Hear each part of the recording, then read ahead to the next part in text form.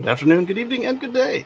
Good morning to those of you on the West Coast. Amusingly, it still is, even though I'm late. Traffic in the hallway, what can I say, right? The perils of working from home. All right, so I do have one thing in the notebook. Anders is in on the X stream chat, and I assume also in this room. Let's take a look in the chat. We've got Highlander. Highlander's ready. All right, let's. I think I sent an invite on X. But yep, we're in there, Highlander. Yes, we are live now. And good evening, Anders. Good evening from Stockholm, Sweden. Stormgood, Sweden, sorry. We're in Stockholm a couple times. It's just storming your name. Either way, good evening from Sweden. And let's see what's in the notebook, and then we will see what's going on in the world and how we feel about it. And obviously not everything going on in the world, because there's so much going on that is off topic. Let's go to the notes, and we've got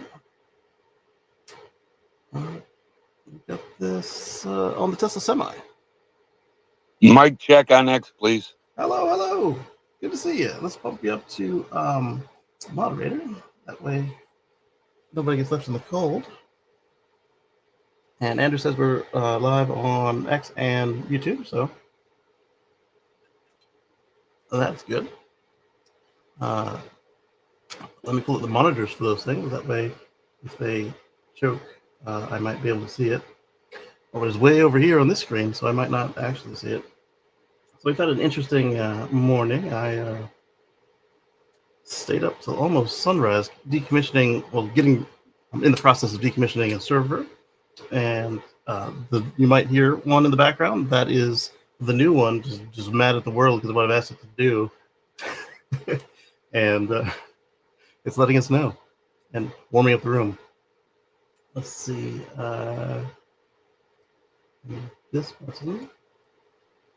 Then I need this button. And then just to double check the settings before I go into the alerts panel. Yep, see, it's in the wrong place. Put that in the live streams bucket. We're not using AI to change reality. All right, that's done.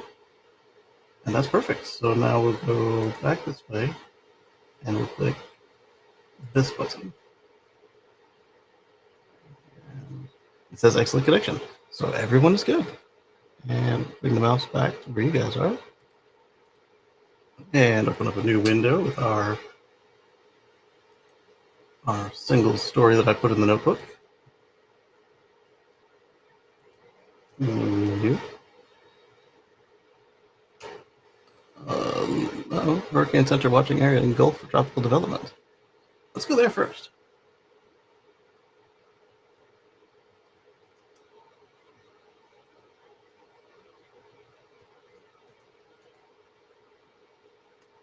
I always put a singular, but it's hurricanes.gov, not hurricanes.gov. There we go. And go over here and over here. And do share screen. Wait for it to think about it because I got a lot of screens open. I did not restart the computer first. Oh, I got to fix the date on this thing. Look at that. It still says the 6th. Thankfully, the title is right. So let me fix that before anybody comes in and thinks that they're watching an old stream. And let's go over here. So that style. Look at design. Nope. Look at text. We'll edit this. Nope, not happy hour. We need to do another happy hour, but I need something to talk about for happy hour. 13th. And update. There we go. Okay, so let's look at this. So since they're watching some areas, the news picture had some stuff out here between the Carolinas and Virginia, as well as this. We've got a disturbance, 20% chance of cyclone formation in 7 days. It said 20% about that little mini tropical storm that came up over this way not too long ago, 2 weeks ago. That was fun. All right, so now we're going to paste in the actual article from the notebook. And enter. All right, let's go back to you guys, back to the chat. And Howdy says hi and welcome to Anders. And all right, yeah. Let's talk about your family's friendly story after this one, just because it's already up. Oh, you got booted from the room or something. I don't know what happened. Let's get you back in here, and then you can tell us. Tesla Semi shows strong results in ARC Best's real-world freight trial. So what was interesting to me is this thing is in flux, and we do talk about it on the Tesla Live show. But there were a couple of points that stood out. One, they logged 5,000 miles, or 321 miles per day, with an energy efficiency of 1.55 kilowatt hours per mile. If you remember what I told you guys my peak was while towing with Model X, I got darn near 2 kilowatt hours per mile on some stretches, depending on wind and loading and which trailer I was towing. So you can tow an 82 ton, which like half of that, 41 ton Class 8 semi. And less than that. That's quite impressive. And they aren't the best aerodynamically either. Handled the varied terrain, including a 7,200-foot climb up Donner's Pass, and delivered performance comparable to diesel counterparts. And it's very important on the mountains because you get higher speeds both up and down the mountain because you're not burning up the brakes and because you've got an electric motor and all that torque. And I have to worry about shifting through the gears. Because yes, a diesel motor does have torque. But this little bitty power band. So the ABF demo ran with an efficiency of 1.55 kilowatt hours per mile. And ARC Best Carrier AB today recently completed a successful pilot of Tesla Semi Class 8 electric vehicle for over-the-road operations. It's part of our commitment to exploring next-gen freight solutions. And there's Highlander. And he's got speaker, but let's give him back mod as well. And then let's go here to check out the comments if there are any, and then we will go from there. Oh, a SpaceX crew mission for the 31st is interesting as well. More information to build off of. If charging stations is the largest negative, that's pretty sweet. Charging stations is straightforward to address. He's absolutely right. Am I logged in? I am. If all they can complain about is that there's no place to fuel it yet, we saw how quickly the supercharger network built up. So these are going to use the same equipment as new superchargers. So there we go. Not really the West has a problem. Our grids are old and rickety. Yeah, but we also saw, as we discussed on the Tesla Live show, you can put down a nearly solar-powered supercharger station. So a mega charger station can also be grid light if you plan it correctly and if you've got the room to put some solar panels. Government's controlled by big oil, so don't expect EV trucks to be huge anytime soon. EU's got a lot of EV semis on the road, way more than we have. So they will beat us to that.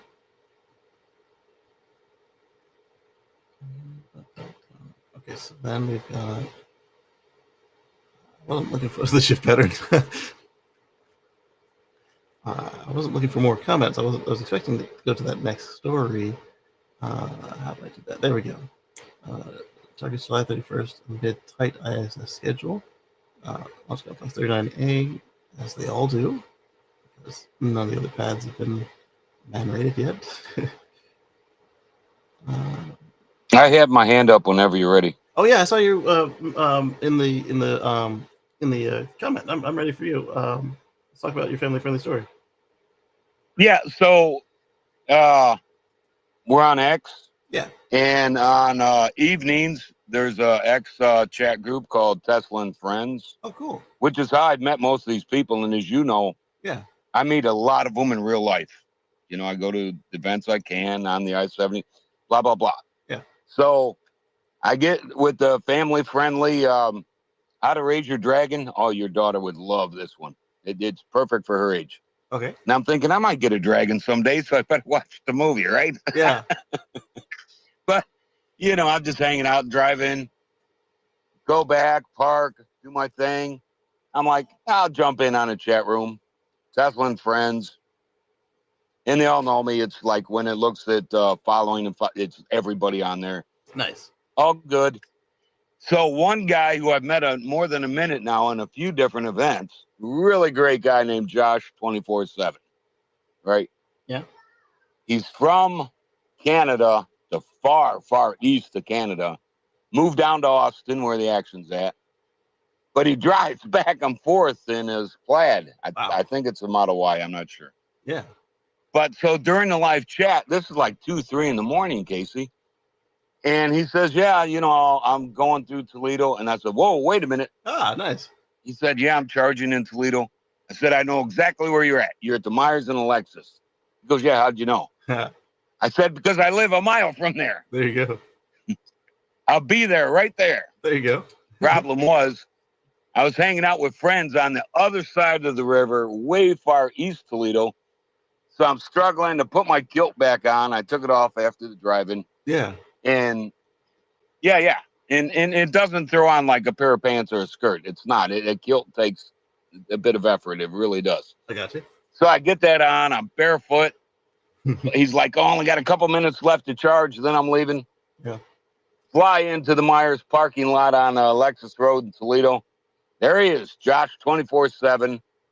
And his thing is he was the #1 Tesla salesman in all of Canada. Wow. Oh, yeah. As He's an a employee shareholder, or a car holder, and a very successful salesperson. He is one of the nicest, most personal. He gives me that big Canadian bear hug and yeah, about breaks my wrist, shaking my hand. And he gave me, I put it up on the purple pill. He took all the pictures. There's like a couple pictures of us hanging out. Like I say, it's 2, 3 in the morning. I mean, it's past bedtime. I was just getting ready to fall asleep. But so we meet up there in the parking lot while he's topping off his charge and hung out for a while. He gave me a bottle. You can't even, I don't think you can buy this in the States. Yeah. It's Tutti Vidi. I don't know. It's Latin. It's iceberg beer. And it's only made in one place in the world. And it's made out of actual icebergs. I was about to ask if it was made of icebergs. They chip off a chunk and they use the iceberg water to make the beer. Huh. So he gifted me a bottle and he's like, just make it cold. I'm not opening this puppy. It's going on the souvenir shelf forever. Yeah. Then I gave him, I gifted him my family's Royal Crest. It's a small badge I hand out from time to time. And he was really happy with that because it turns out he has very deep Scottish roots and all. And but he had a long road trip. The minute he topped off and we finished all that, like I say, I tried looking through my picture album. He posted all the pictures on his site. It's him and me hanging out and all that, and it's great. But it's really nice, and this is why I say it, people. Always be polite to people you meet on the internet, even if you're not in a good mood. Not just because I'm believing kindness is always free, but I meet a lot of people in real life that I never would have imagined that I met here on X Spaces or other social media platforms. That's right. So that's the happy story. And if I do find a dragon, now I know how to raise it thanks to the driving. There you go. So on the screen here, I've got the photo of the bottle there, of the iceberg wine there, and that is really cool. And Andrew says I should look at, asking, should I replace Ryan Hall on YouTube? I'm not familiar with the handle. I may have seen the person. Let's take a look. Copy.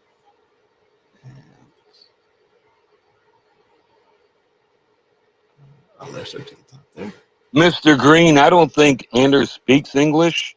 Not Because the last comfortably. time I invited him up as a speaker, he Yeah. declined. So Yeah, he doesn't Yeah, speak yeah. comfortably, but I always like to make sure he's got a microphone available to him, should he choose to practice on us. So is this the Ryan Hall? It matches. So let's click it. And he's got hurricanes coming too. Internet's weather. Oh, I see what you're saying. No, I'll be wrong a lot more than any professional weatherman. Only 20% chance it becomes anything tropical, but either way, looking at some heavy rain across Florida and the Gulf Coast. Summer in the Gulf is always something to keep an eye on. Yeah, every day.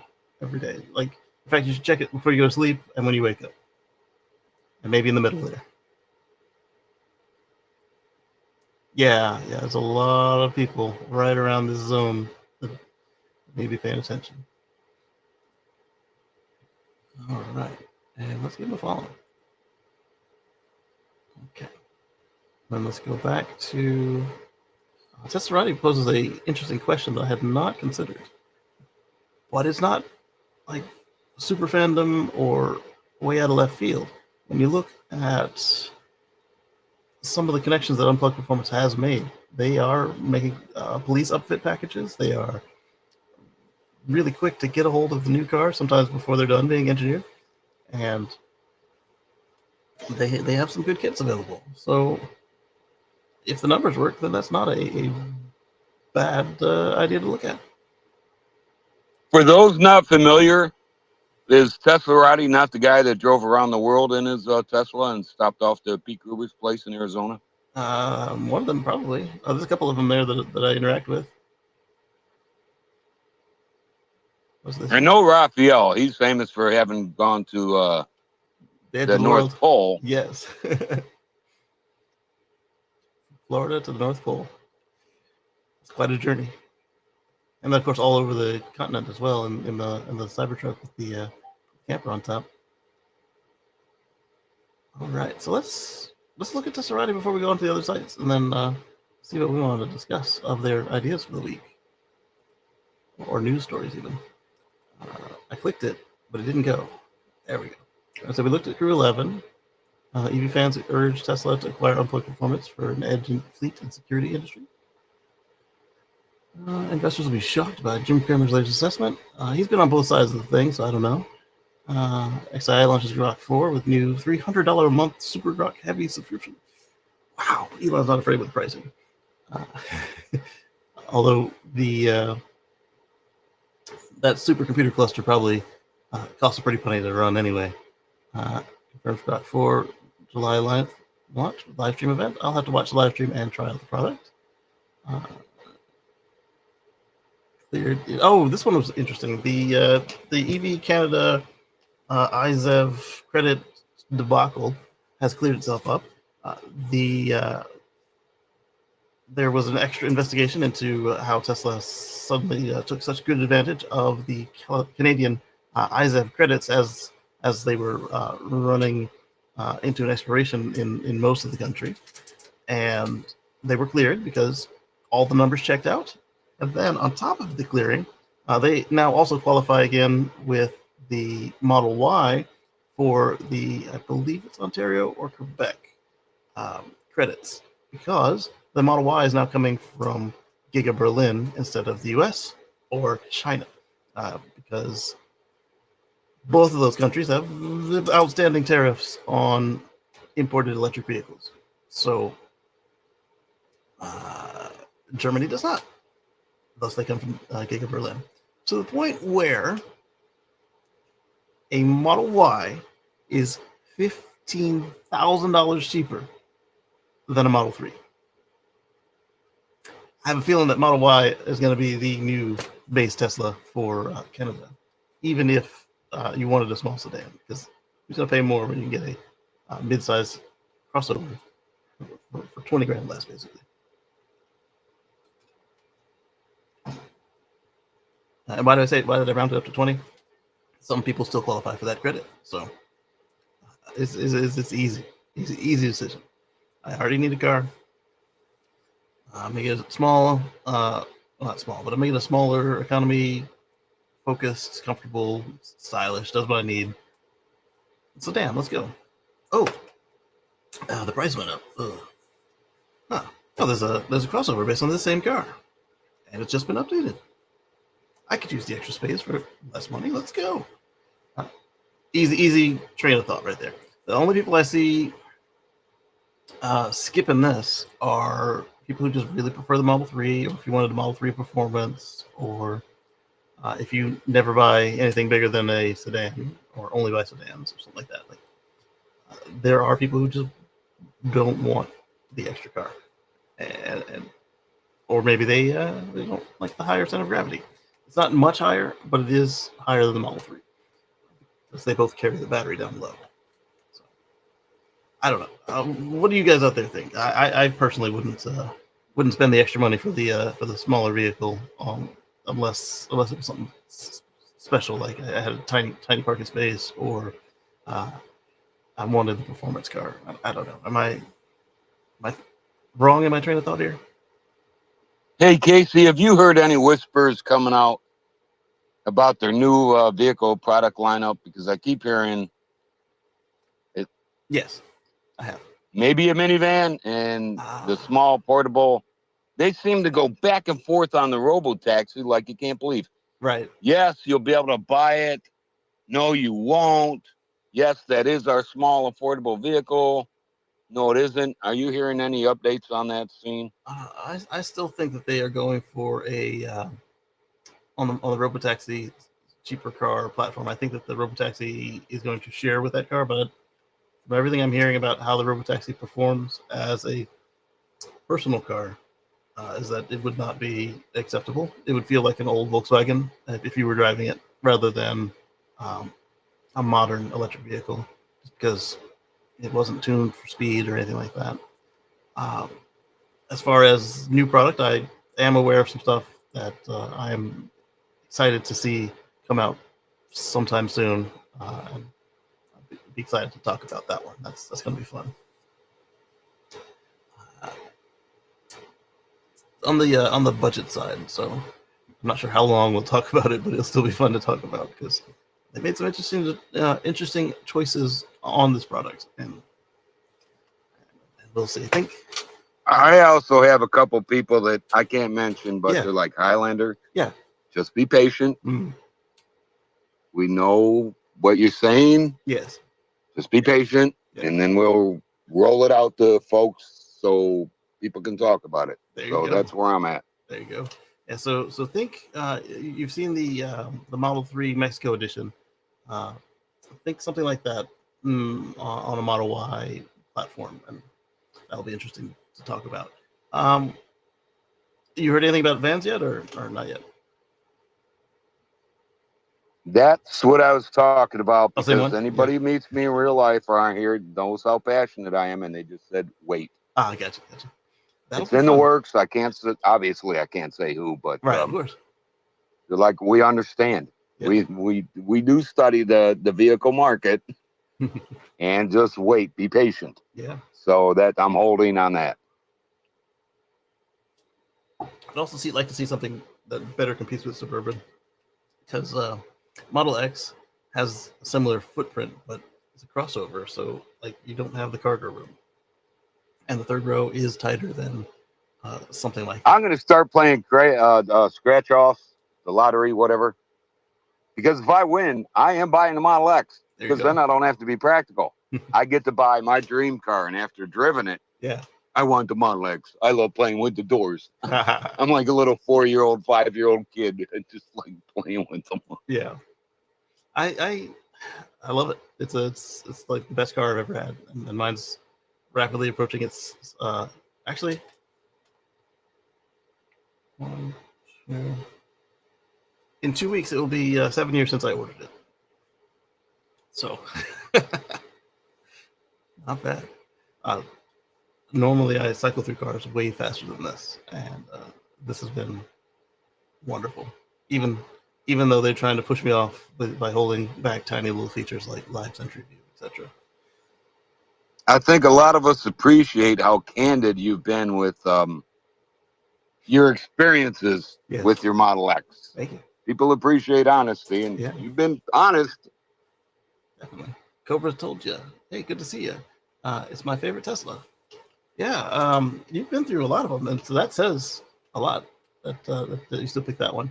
And Cobra's been sharing his journey on all of his as well. Like you like how I've done with the X. You should see his videos on Cybertruck because he didn't hold anything back. The good, the bad, the ugly, and you'll know by the time you get through this series on that vehicle. Let's take a look here. So that was the Canadian update there. Obviously, Mark's going to fill us out even further this week on the Tesla Life Show. Semis get 18 new megachargers at the PepsiCo plant. That is cool.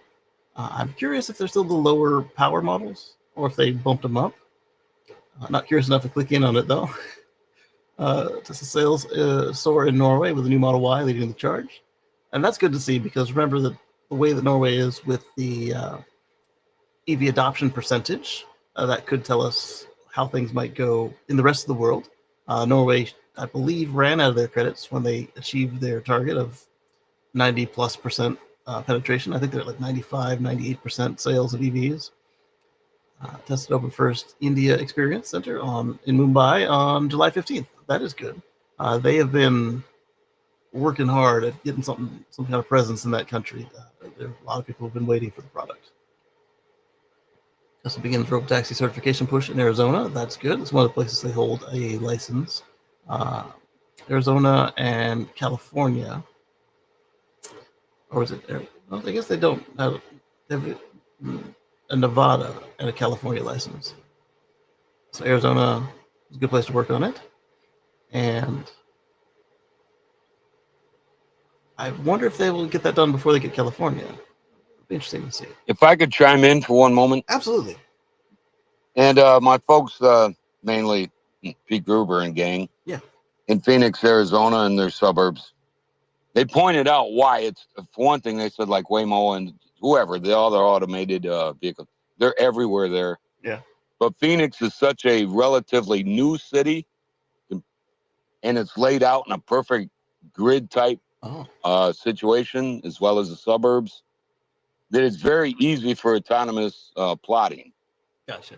So whereas you take a Chicago, a Detroit, a New York, where the streets are a nightmare. I mean, it's just, they're from the 1800s, some of them early, the late 1790s, literally, and they're still using the same streets. Yes. That's why I bought truck tires for my Dodge minivan this time. And she's grateful for them. Yes. Yeah, so that'd be interesting to see because that would give them both more real world experience as well as, like you said, if it's easier to process, that gets them ready to get into more challenging times. So they set a November 6th date for the annual shareholder meeting, and there was some controversy in the shareholder news beat about that, and I'm not sure if there actually is any controversy on this or not, but they made it seem like the shareholders threatened Elon or Tesla about their new Texas digs requiring more meetings, or the meetings must be within 13 months of the last one, or something to that effect. And well, there they are. So they picked November 6th. Oh, Makoto. How are you? Want to say hi to everybody? Oh, you don't? That's fine. Is that Moto the moderator? That's Makoto. Ah, yay. Yeah. I can't switch over to see your live video because if I leave X right now and go to YouTube, it's not doing a switch back and forth anymore.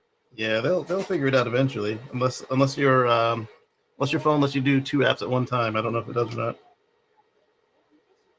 not. I'm not even trying it anymore. Well, don't try it today, but maybe next time. See if it does it. Yeah, because that's what I found for some of those apps that are aggressive at closing me out is I just make sure they're both on screen. Say hi, baby. Highlander says hi. Why are you looking grumpy? Oh, because I put the blanket on your foot? All right. Shareholder events. Coming to Tesla. So this one was interesting as well. The Grok on Tesla vehicles is going to start on, go figure, the new ones. So if you have an AMD processor or instead of Intel or Tegra, you will be able to try out the Grok app, which is not exactly the way they described it. As it was described that Moto was playing the bathroom, it sounds like. It was described that it would just kind of slot in and replace the online portion of the Tesla voice recognition system in the cars. And it's not to say they're not doing that, but clearly they have chosen to go a slightly different implementation route than described, since it's going to be an app, and the app is going to require a new computer.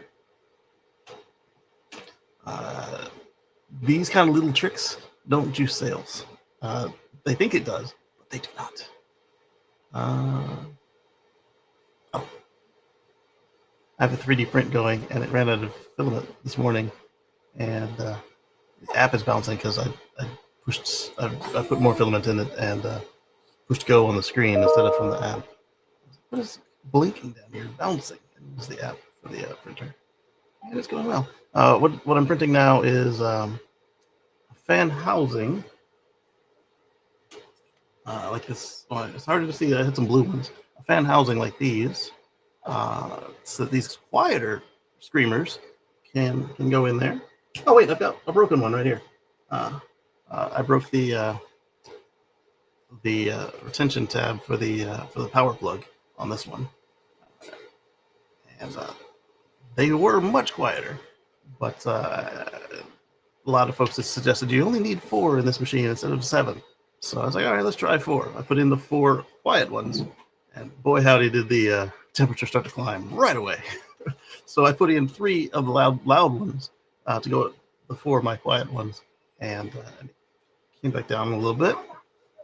Not enough. It came back down a little bit. So what I was doing was printing more holsters for the quiet ones, so that hopefully it would be a little quieter. But in addition to that, I was also printing a fan grill for the face, like a facehugger CPAP or Alien movie, so that I could just push more air through the front of the drives, so the drives would stay cool, and then the fans on the inside could run a little bit slower. And I've already Have you looked at liquid cooled? Yes, I was about to say that. I know a lot of the heavy duty gamers use liquid cooled. Yes. So my my main rig is water cooled, and then on these servers, I've got water blocks for them. In fact, I printed because they've got a weird the 2011-3 narrow. So I've got these 3D printed. I had to print these out of PETG blocks to hold the copper raw block down on the processor and add some pressure to it. I've got a little thermal interface material there, and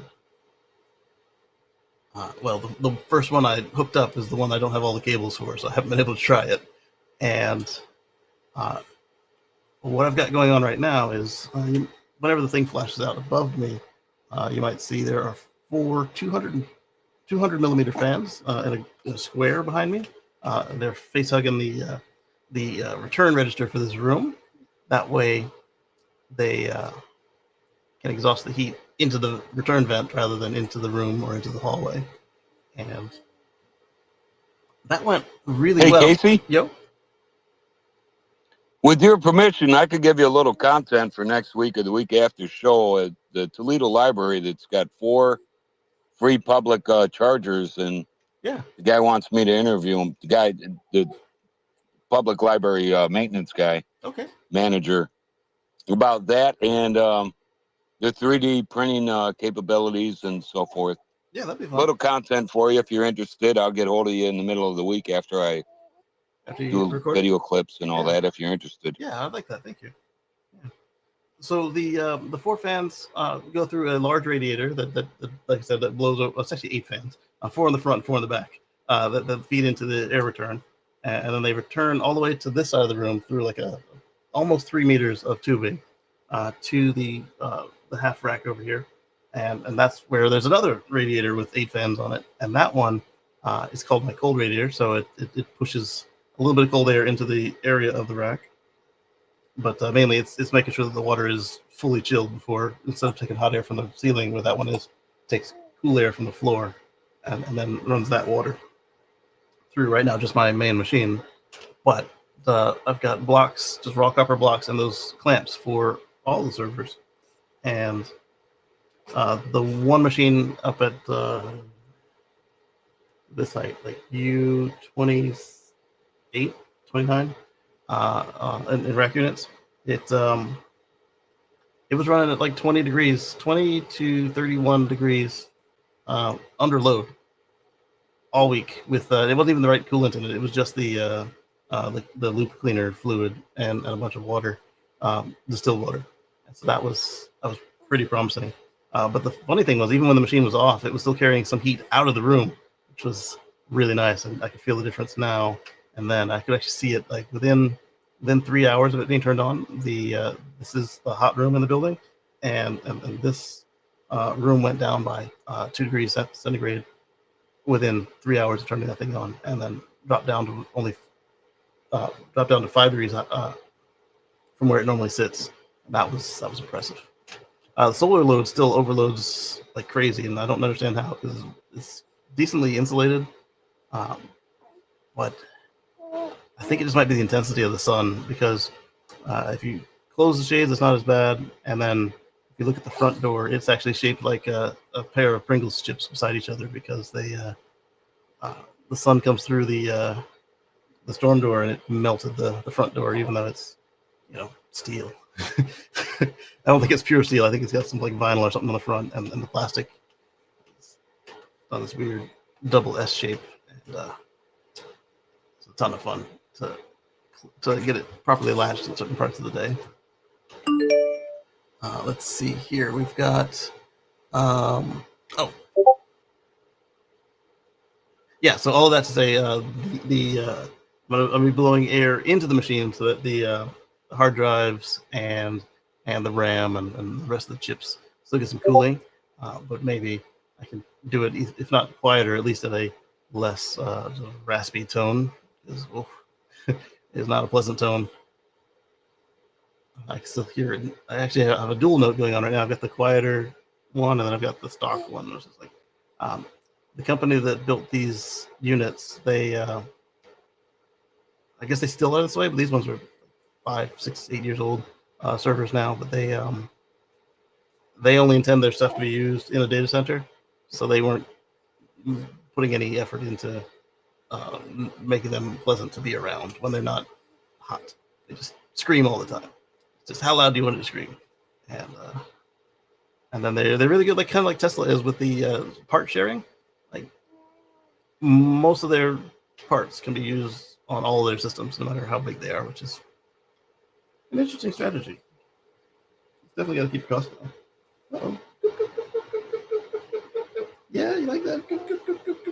Clean face. Yeah. She's over here practicing her aim with her foot. Today is Ice Cream Sunday, isn't it, Dad? Oh, Ice Cream Sunday. Interesting. We'll take a look into that. We all like ice cream over here. Yeah, I noticed, especially Moto. Moto is obsessed with ice cream.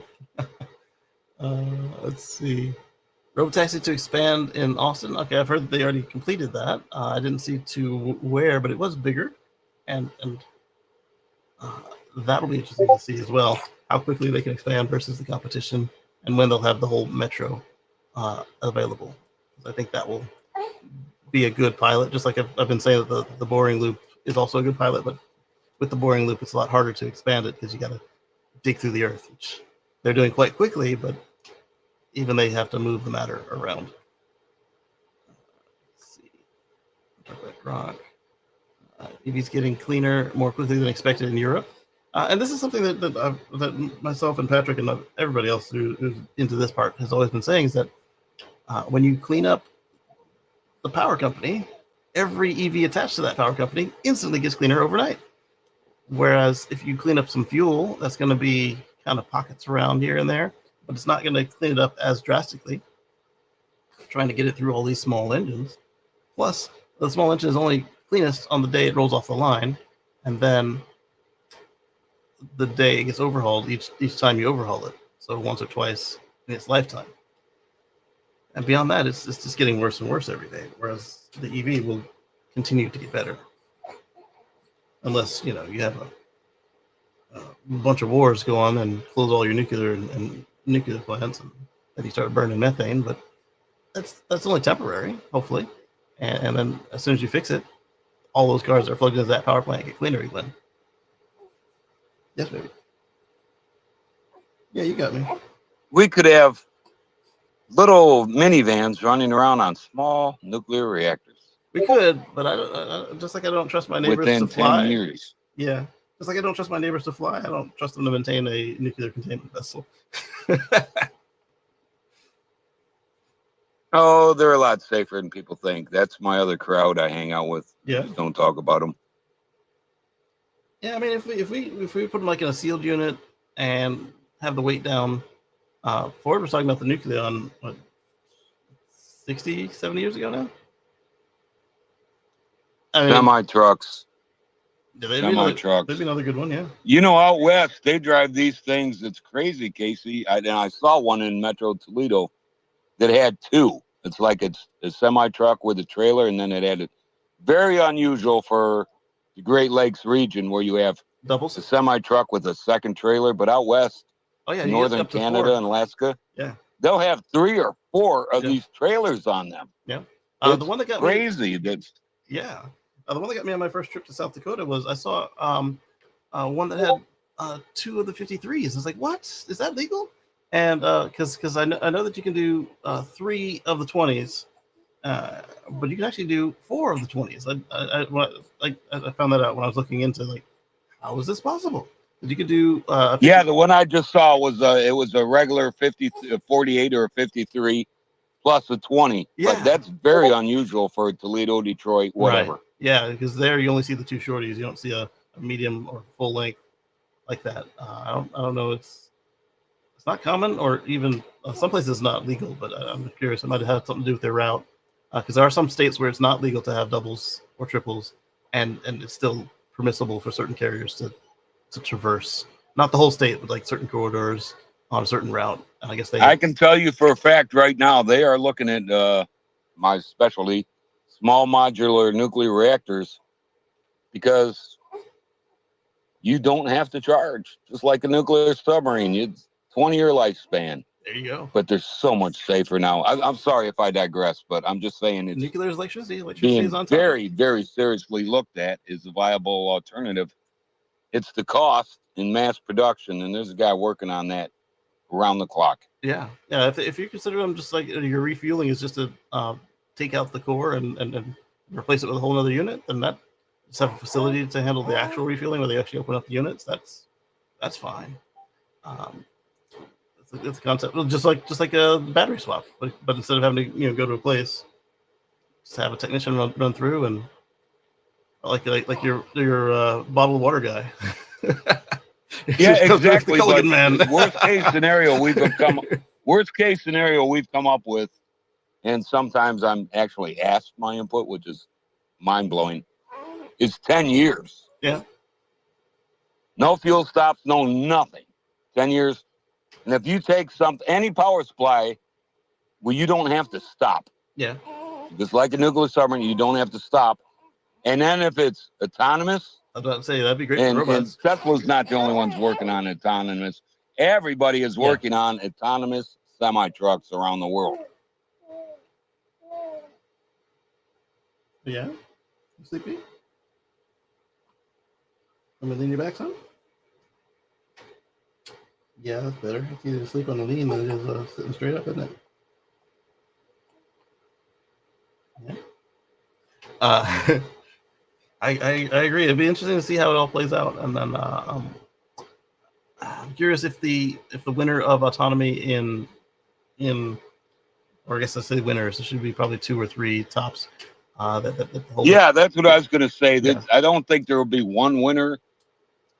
Maybe your Tesla, Volvo's huge into it, and they still, after they spun off their auto to the Chinese, Volvo kept kept that? the Volvo. Yeah, Well, I figured they would. it's still European. Let me put it that way. But Yeah. yeah, I could see three, four major players globally. I could see four. Four's gonna be much smaller than number one, and but after that, I see a lot of people just quitting as soon as one of them gets to a product that's sellable. Uh, and we'll see how it goes. I'm curious to watch it. But what I'm interested in is to see if the same solution works on the truck and the cars, or if they have like the trucks and the cars, where they're generally different companies.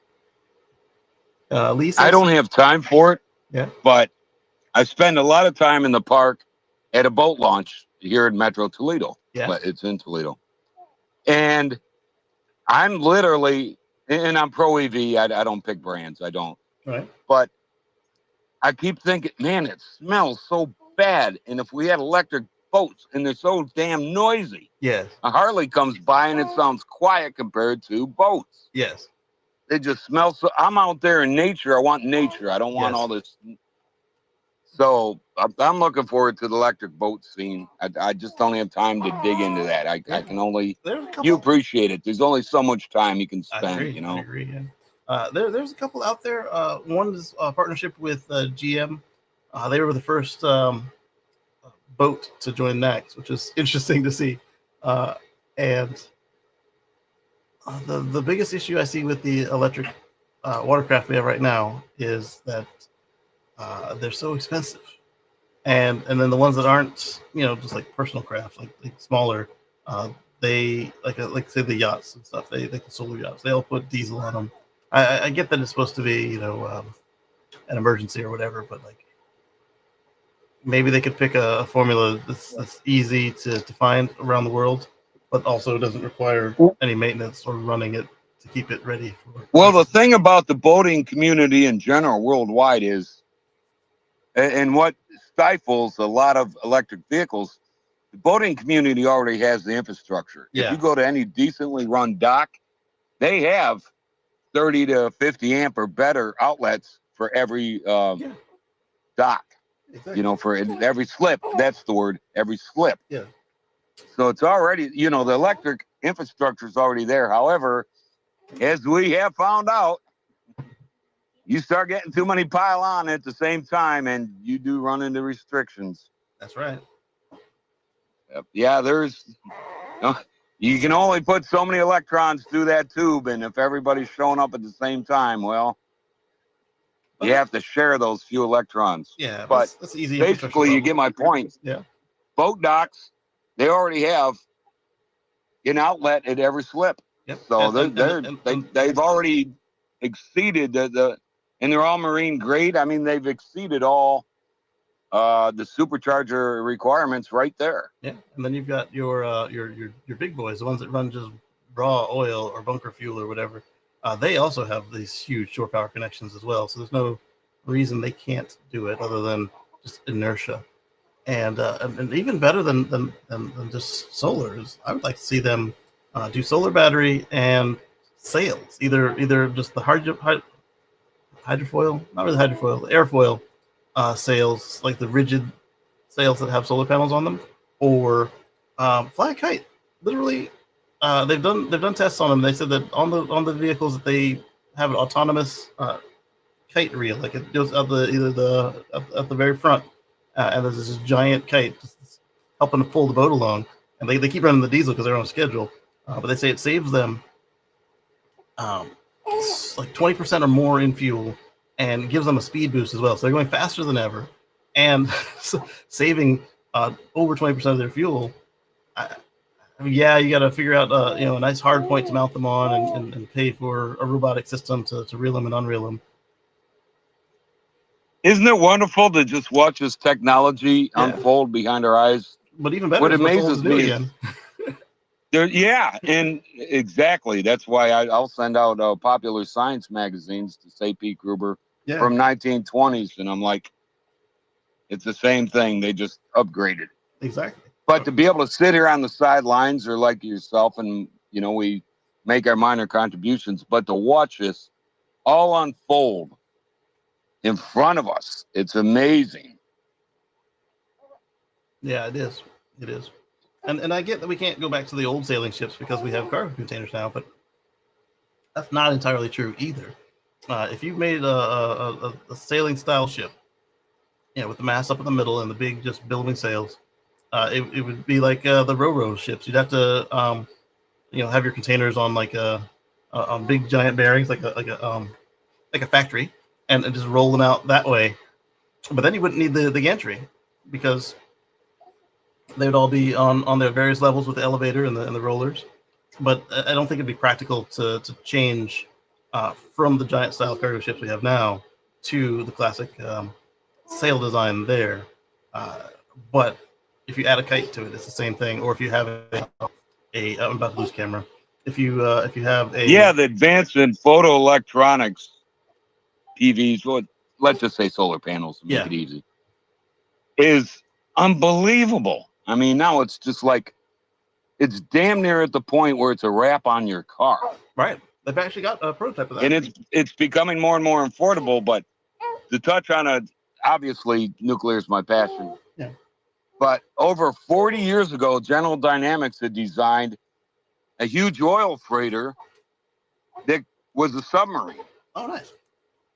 Because one of the problems that all international huge shipping ships have is when there's a storm. Oh, if you go under the water, you're not as firsthand to this.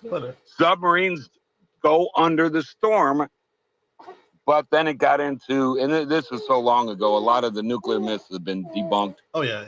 But they have the technology. They already have everything.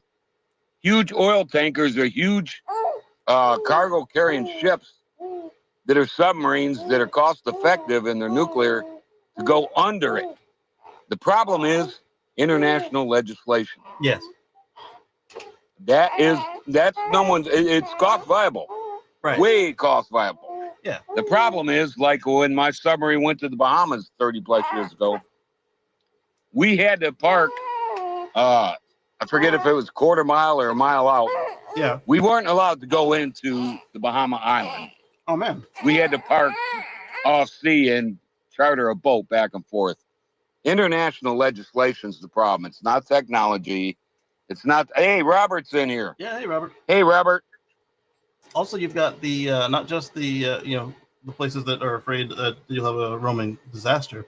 You've also got that the Iran situation where it's like if you keep going with making your fuel, you can also make weapons, and that it's like who do you want to be able to make weapons potentially, and so that's another concern around the world as well.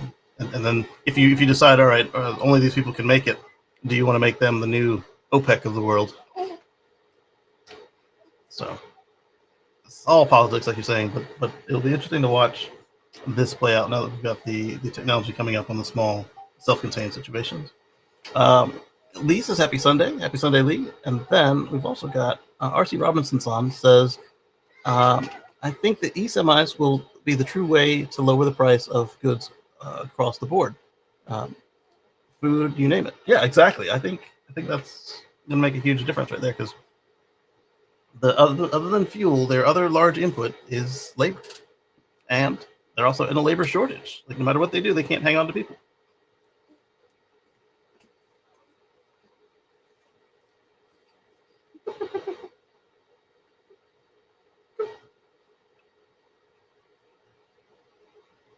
There you go. Look at that pretty face. Yep. Labor shortage. Yeah. And to me, it comes across as one thing: your direct manager. Oh, yeah. Oftentimes. Okay, for myself personally, your direct manager has a lot to do with whether or not you're going to quit, you're going to keep going, whether you want to further your career. I just went on a job interview, and I've been on so many heartbreaking disappointments. This one, I got a lot of faith in. I'll keep you updated, but all right, yeah. Yep, labor is a real problem. Okay, let's see what else they have before we change sites here. Tesla Semi completes 5,000-mile winter run. All right, so we talked about that one on the Tesla Live show. And strong results in ArcBest. That's the one I started this with. The Memphis data center receives air permit despite community criticism. I'll leave that one where it is, just 'cause I don't know enough of that story to jump in on the side. Let's go on over to see if Inside EVs posted something good servers this week. Oh, they did. Look at that. So rare. The Volvo EX30, that'll be interesting. It's not what we wanted. I'll have to look and see what happened with that. Wow. EV skeptics and automakers say they want consumer choice. I don't buy it. I think he's saying that it sounds like they are saying the right things, but don't actually mean it, is what I get from the headline. I don't, not ready to get into that particular, it sounds like an article. Do higher miles matter for electric vehicles? Yes and no. Yes and no. We'll get into that. Let me open this so I don't forget. I thought it, okay, yeah, I did. I tried opening it and she kicked my arm at the same time, so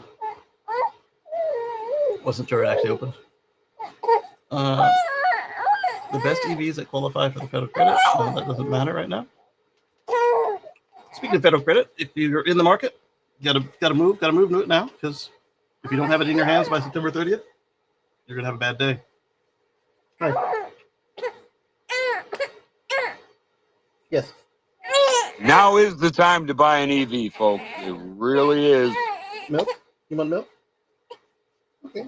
Mom will bring some milk. Hell, it's ice cream time. Yeah, this one actually likes ice cream, but you shouldn't be having anything with milk. Yeah. Yeah, she's a bit young yet. Maybe the ice cream's just best for Moto. No, I'm holding the bottle. Mommy, not holding the bottle. I'm holding the bottle. Oh, you were holding the bottle. Yeah, make it not hot for baby. It's a little warm. Thank you, Moto. Number one moderator of YouTube, Moto the Magnificent. That's right. I think I can feel it. Oh, wait, maybe. Yeah, let's let it cool down a little bit, baby. Let's cool down a little bit. I feel it on my hand. It's gonna hurt your mouth. Like 5 minutes, okay? 5 minutes. She's like, that's the longest time. 5 minutes to wait. It's right there in front of you. Just give it to me. The outside of the bottle is hot. The inside is warm. She does it different than me. I use the machine and I put the size of the bottle, and if it's a bottle or a bag or frozen or not, and it comes out nearly perfect every time. She and my mom, oh yes, let's do some hot water and perfect. Like 3 button pushes, boop, boop, boop, and it's done. I know, baby. I know.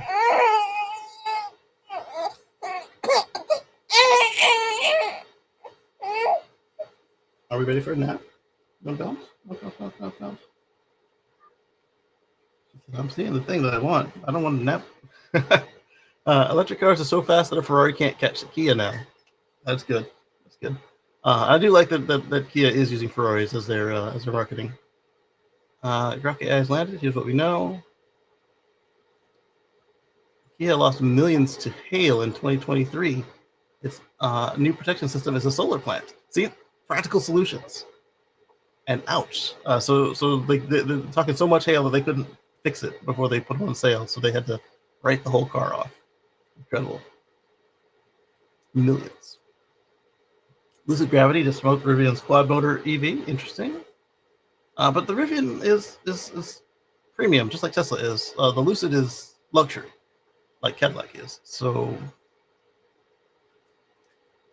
or like Cadillac aims for usually. Sometimes Cadillac is just pure premium as well. But Cadillac definitely took the whole brand upstream. I mean, their prices, everything. Yeah, they're trying to get buying back a Cadillac. It's like the Rolls Royce back in the day. They just went totally upstream. Said, if we're going to be Cadillac, we're going to be Cadillac. I know I invited them to Muskegon, and it's no more. You get such quality out of that product. I drove their EV Cadillac. I can't remember what model in Muskegon, and it's just like they got a couple. A dream. Yeah. They said no more Cimarrons. We're in it to win it. All right, Mazda explains why it removed the CX-5 buttons. It'll be interesting to see what they say. Number one will be costs. Regardless of what they say, number one will be cost. And the Slate Mini truck. Why one expert calls the mid-20,000s EV really innovative. I thought they were going another way with that headline. I thought they were going to talk about how they quietly pulled back the Jeep model because the politics and September 30th. I hope they succeed. They've got a long road ahead of them. New cars is not an easy or guaranteed thing. They've got Bezos money, yes, but Nope. They're going to need good luck. They don't have Bezos? I live 2 miles from the Toledo Jeep plant. It's saw the funniest thing because I drive by there quite frequently. Like I literally live right in the neighborhood. I saw a dozen cars unplated leave the plant, unplated, and then they jumped on I-75. I'm like, I don't know where they're going, but they didn't have manufacturer's plates. They don't, but it's Toledo. Nobody's gonna pull them over. Oh, okay. But what was really ironic and sad, and I know how this works, that they're shipping the unsold Dodge Ram trucks from Warren, Michigan, down to Toledo and storing them there. And they're running out of storage room. I've seen this 3 times now in my 60 years. They run out of room for stuff they can't sell. Oh, no. And that's what's happening right now with Jeep and Dodge Ram. I got you. Well, I mean, they've had a rough couple decades. So I get that. So yeah, if these established automakers have trouble, imagine how hard it is to break in. So Slate's gonna need the luck, and I wish it to them. Now America is trying to derail Canada. I love Slate. Yeah, I like the concept.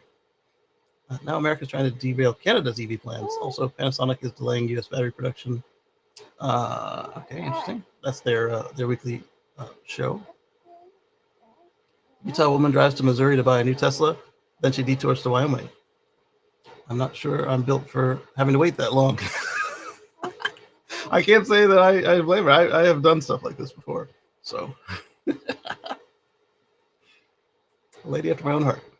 Here are the upcoming electric cars, 25, 6, and beyond. Best electric trucks, EVs, and crossovers for towing. We looked at that one already.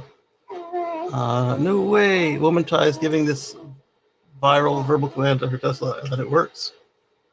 I don't think I ever want to go to a normal dealership.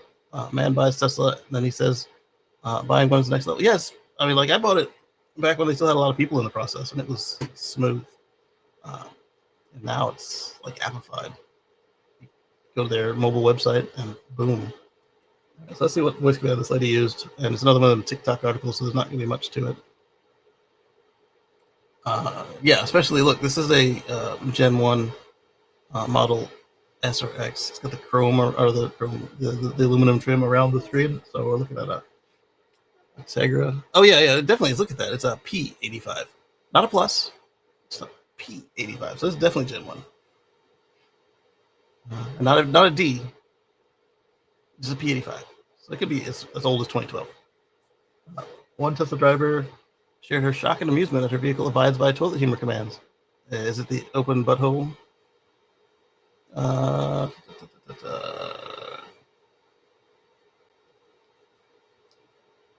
Yep. I don't know.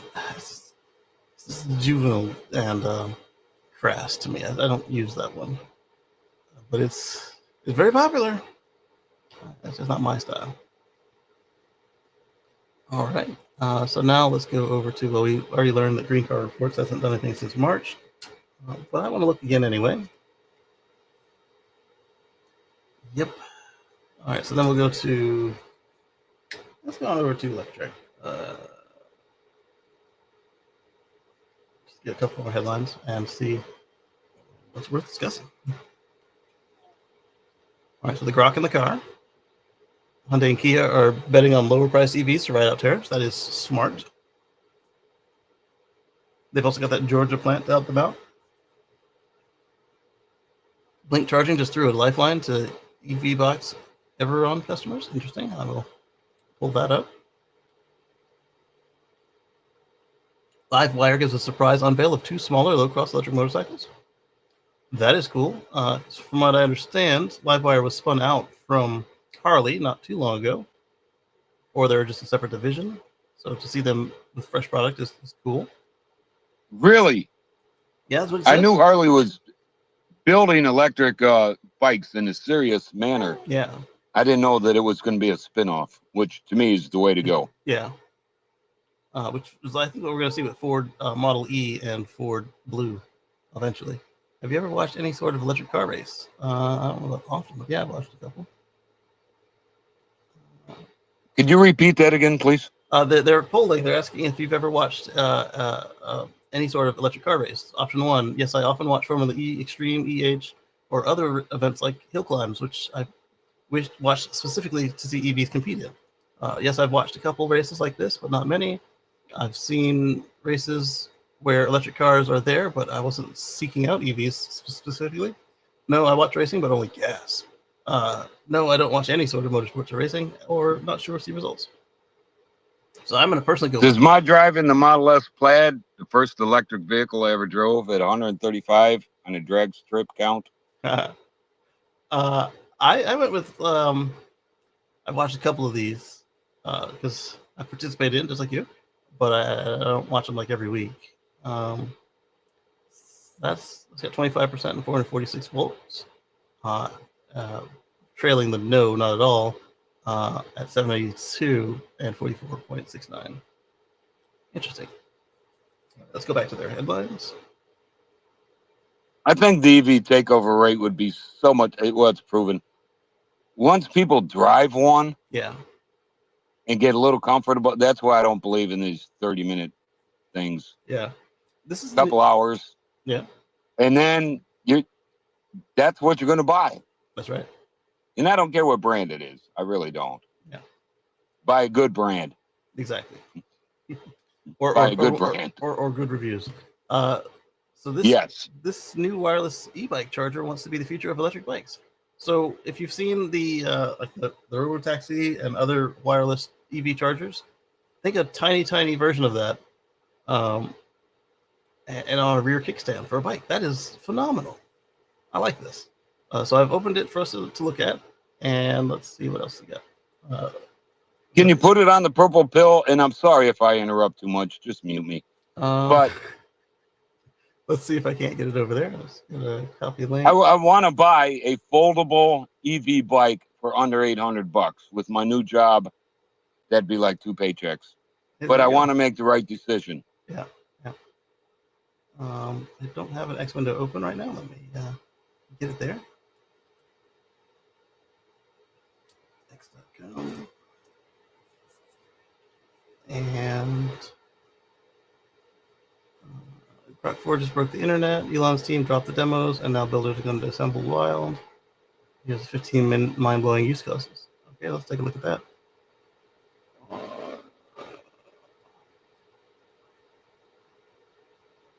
$20,000 Virtu phone. Is that Sony gold brand? I'm not buying a $20,000 phone. You can keep that.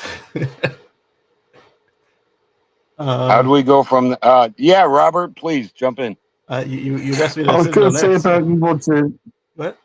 Sorry, I was going to say about you wanted an e-bike. I would check you with your local laws, because here an e-bike push pedal bike, even with EV, it can only go up to 15.4 miles an hour legally on the roads. Otherwise, it has to be registered as a motorcycle. So I just wondered if that's what you're after, a motorcycle or an e-bike. And as I say, if you're going down the e-bike ones, then I would say, unless you physically need it, a push bike is good enough. But if you're going to get an e-bike, there's a lot of good conversions, and you can get a cheaper push bike, a good push bike, and then put the EV conversion onto it if you want to get a good one.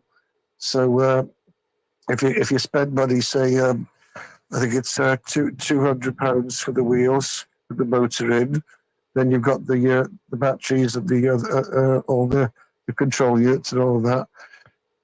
If you put all that into it, you're going to be looking about $500-600 bucks, somewhere around that.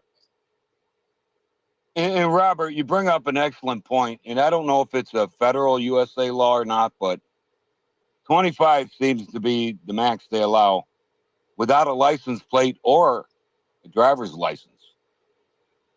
About 20 years ago, I got a DUI and lost my driver's license, and I had to ride my push bike. Ever since then, I'm thinking, hey, heaven forbid. And to me, it's more about I'm either going to take a job that's far away or a job within 2 miles.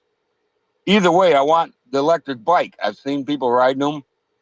We got the coolest thing in Toledo, and it's spreading out. You get this EV Go thing, and the city of Toledo has a contract with this company, and these motor scooters are everywhere. You get on it, you download the app for free, you get on it, and it immediately connects to your app, and you're paying, what was it, 40 cents a minute, which is a lot of money to me, but if you're in an event or you're going around, just for fun, these things are like, and now they're spreading out to the suburbs. They're in Oregon, they're in Sylvania. When you're done with it, because they've got the trackers on, and this is what I'm looking for in my foldable EV bike. You get the little tracker on the battery and a tracker on the unit itself. So if it disappears or you lose it, which actually happens, especially with the batteries, you forget where you put it. I know it actually happens. That's what I'm looking for. But it is so funny because I'm all over Toledo and the suburbs. And they're everywhere. And you get done riding it. And some of them are scooters, so you have to stand up. And a bunch of them have little seats on them. But it's the same price, I think. I downloaded the app 2 weeks ago.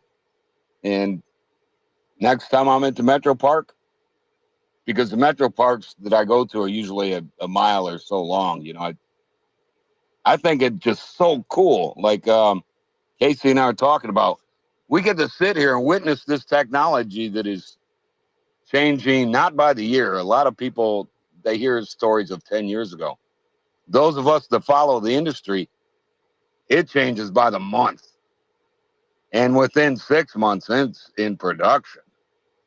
I just think it's awesome. But thank you, Robert. Yeah. But Michigan and Ohio, 25 miles an hour is what you can get away with without needing any kind of license. Yeah. All right. So we got a couple of them here that I pulled up. I think that'll be enough for a show. So let's go ahead and start with breeze through this first one that I saw. You had mentioned, Highlander, about how Cadillac had been moving up market, and we got ourselves a Cadillac is taking the EV luxury market by storm, and this could be just the start.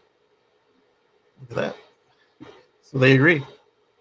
Then we've got, I don't need the homepage anymore.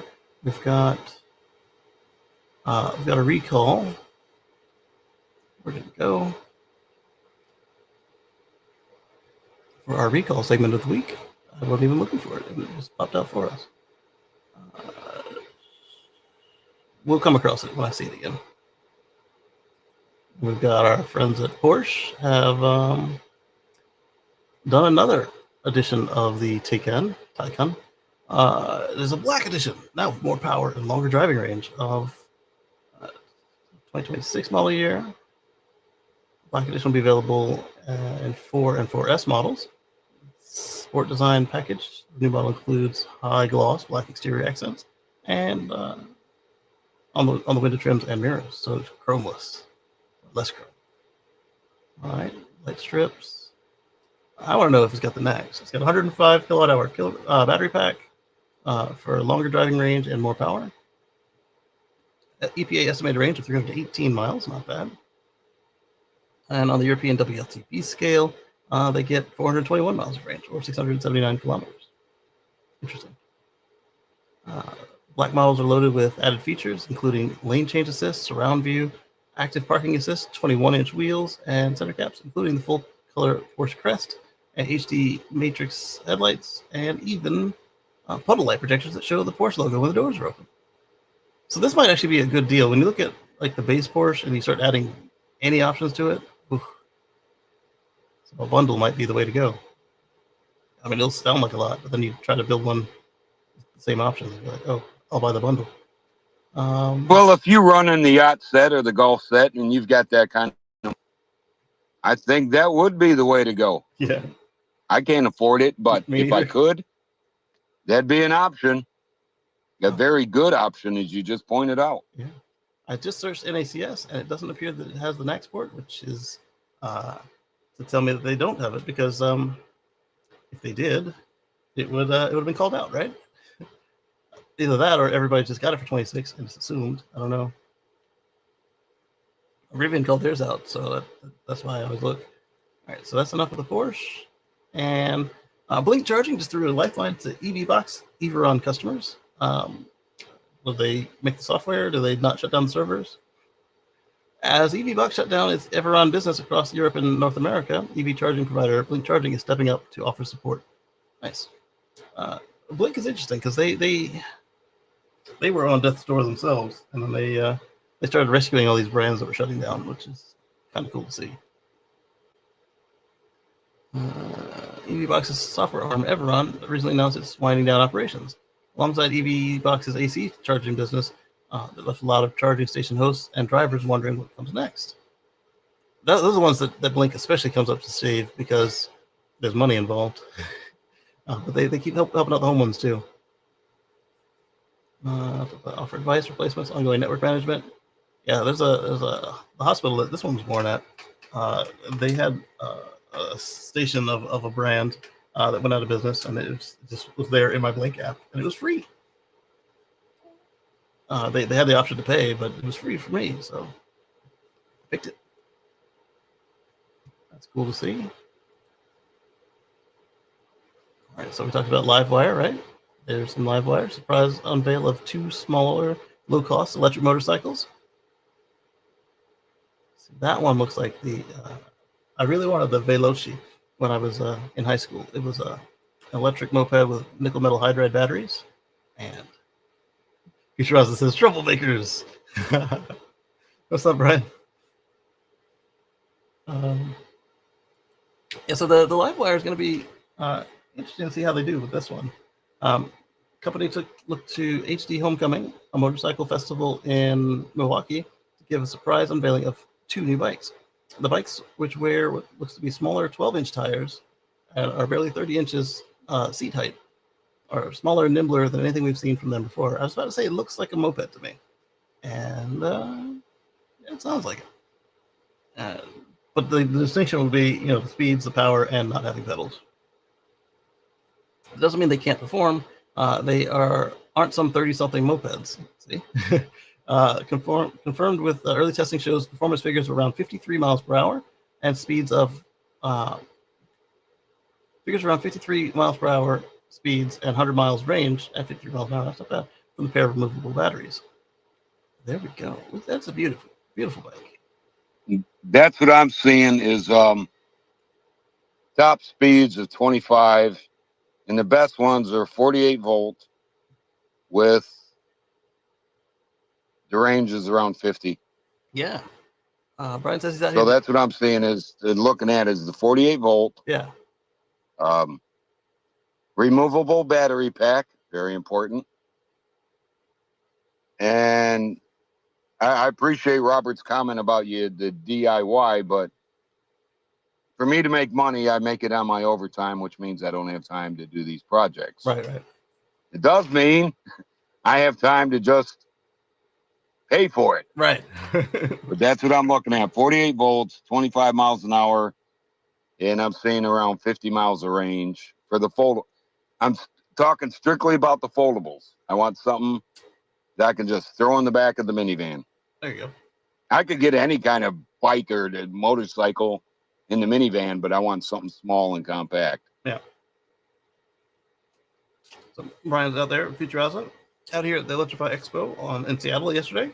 Got to drive the Lucid Gravity, sort of. Do tell. He just posted his show on it. That was awesome work he did out there. All right, we'll take a look at that. Let's see if let's send him an invite if he's interested in speaking on it, or we can look at the video. Let's do Where's the button for that? Here. And As usual, it was a well done on the spot interview. Brian's really good at those pop up on the spot he interviews. is. Absolutely, he is. Oh, I froze the camera by turning I that on. sent you a DM with the web search.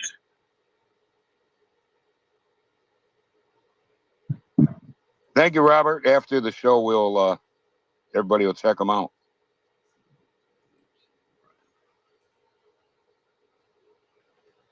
All right.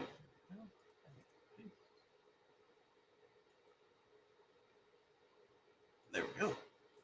And yeah, I'll send the message out subject. There's a subjectless email headed at you, Brian, if you're interested. And, make sure I send it to Brian White, not Brian Scott. Yep. Okay. Very controlled route. Okay, so that explains. Even sort of. I posted was an interview with their PR director. Interesting. Give that a shout. Yeah, so these are beautiful bikes. I think trying something that's different than just the usual Harley style is a good move because their customer base is declining right now. Just over at Harley, just the way it is.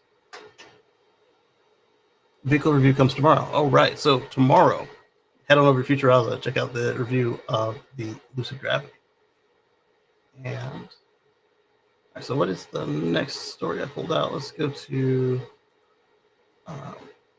Kia and their solar pergolas. Kia lost millions to hail on their in 2023, and their new protection system is a solar plant, which makes a lot of sense. I am a little disappointed to see it's not all solar. I mean, that's a lot of solar, but I'm a little disappointed to see it's not just like a field, like a factory-sized solar. They've got plenty of other stuff in between the panels there. And yes, that would be expensive. Go big or go home. Right? Yeah. I mean, whatever you're not. Yeah, well, that's my motto for solar. It really is. Yeah. I mean, because they're whether it's your home or a factory, or you convince your new boss in the new facility. Yeah. Hey, we need to put these in. Don't buy 6 when we can buy 100. Yeah. I'm not saying that this is a bad idea. I mean, these are a lot of panels, but they're a multinational corporation, conglomerate. They could easily sell the extra power they're not using to the grid, or shove it in a battery and use it to pre-charge their EVs or something. I mean, this is pretty, but it could be more pretty. Just saying. So they use 17,000 solar panels, and up to 30% of the power is needed for the entire car plant. So there you go. You already tell us that's not enough, but it only does 30% of what you need. Go big. Go big. I mean, yeah, so this will also help them, see they got the non-panel roofing material in between. That'll help them with the hail problem as well. 3.2 million square feet of roof will do its best to prevent the sort of damage they caused millions of dollars worth of headache for Kia in 2023, when 13,000 cars were hit by hail. It caused us to think differently about how we store and, better yet, protect our finished products. Maybe they should have already been on the route to the customer instead of waiting for dealers to put an order in. The hail protection system is about halfway built, with the company saying it would be completed by the end of the year, while the solar panel integration is scheduled for completion by early next year. Kia's factory in Georgia builds the EV6 and EV9 vehicles, as well as the combustion-powered Sorento, Sportage, and Telluride. That facility seems to be wasting a lot of space with the giant flat parking spots for miles in every direction. Why not have a multi-story parking lot and create room for more factory space and perhaps some greenery? Parking garages are hella expensive. Flat parking lots are much cheaper. Yeah, that's what this guy says. Hello, Hart.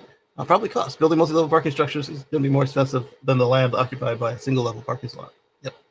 The only reason you see them is if it's more efficient time-wise to have a multi-level structure, or if space is a constraint, like you're near a big city where land is expensive. Otherwise, sprawling acres of asphalt or grass or gravel. Let's see. I tried unsuccessfully to go big, but I just wound up at home. Go big or go home, right? Big dog wins. That's right. Oh man. More solar panels are resistant to normal hail size. They are. It's incredible. This guy says, "I've seen what hail does to solar panels. I hope they back up 30% of the power supply." So the kind of hail that it takes to take out a solar panel is the kind of hail that would already be taken out your roof itself. So you were already going to be. That is a fact. Yeah. You already would have been putting in a insurance claim on that one. So. Like I said, we know I live in Jeep country, literally. Some people don't realize that Toledo's called Frogtown and the Glass City. Why is it called the Glass City? Because we make the glass. Guess where North America's, including Canada and Mexico, the two largest solar producer. Correct me if I'm wrong, but the two major solar panel producers are in Perrysburg, Ohio, on I-7 or on Route 725. I know I applied for jobs with both of them. They cannot build, and these are big buildings, huge. They keep building them. First solar out of Perry's, more and more and more buildings, but they work 12-hour shifts, and I ain't doing it. Yeah, ain't happening. But yeah, we produce a lot of solar here in Northwest Ohio. A lot. Yes. Lohart also says, "I wonder why IKEA didn't cover their hail protection system with more PV modules. Seems like a partially wasted opportunity." And Jeffrey Todd didn't understand it. I called out the exact same thing as Lohart. So I see what he's saying, and I don't see why Jeffrey's confused. If you just look at the picture, there are obvious gaps in there. All right, so let's go on to this one. Let's take a look and see what it is. Oh, this one. GE Vernova has to pay $10.5 million to Nantucket for turbine blade mishap. So this one tells me that they had probably one detach. Let's take a look and see. After a wind turbine blade from a vineyard, Wind 1 project snapped and scattered debris across the island during peak tourist season last summer. Ooh, that's not a good look. On July 13th of 2024, one of the massive blades on a Halide X turbine made by GE Vernova broke apart, scattering fiberglass and balsa wood over parts of Nantucket. Yeah, that's oof. In tourist season? It triggered a major. Oops. Yeah. And we're talking rich, bad PR move. We're talking rich tourists too. Oh man. It triggered a major cleanup effort and, according to the town, disrupted business during one of the busiest times of the year. Now Nantucket says it'll set up a community claims fund to help compensate local businesses that were affected. An independent administrator will be brought in to evaluate the claims and handle payments. At least it's not just a slush fund. The town what a time to be a lawsuit lawyer. Right. Oh my goodness. The town said in a press release that it commends GE Vernova for its leadership in reaching this agreement. So they did the right thing. Let's see. You think it was Exxon Valdez based on how people in New England have been talking about this? Annoying to give them any ammo against green energy. I mean, it's a mechanical device, so you will have mechanical failures. Hopefully, none as dramatic as this. But they spin, they overspin, they burn. They do have bird strikes and this and that, but it's not as doom and gloom or as common as the naysayers want you to believe. Just because it happens once or twice doesn't mean it happens every day. I knew a guy from Nantucket, lots of poems about him. Yes. There once was a guy from Nantucket. Well, what's up, guys? Good to talk to all of you today, fellow EV driver, EV car owner here. And I am a former nuclear submariner. Submariner, apologize. Yes. Here we go. Yeah, how's it going? Going well. What boat were you on, brother? Well, first off, let me answer the EV question very quickly. I own a BYD Seal There you go. and a BYD Auto 3. because I couldn't trust Tesla anymore. When I see a Tesla car, it just looks weird. It looks too sleek. I want something with pointy things at the end. I like the pointiness of a car. Yeah, it's And hard to get points when you're going for maximum aerodynamics. But you're right. There's room for more styles out there than just the one. So go ahead.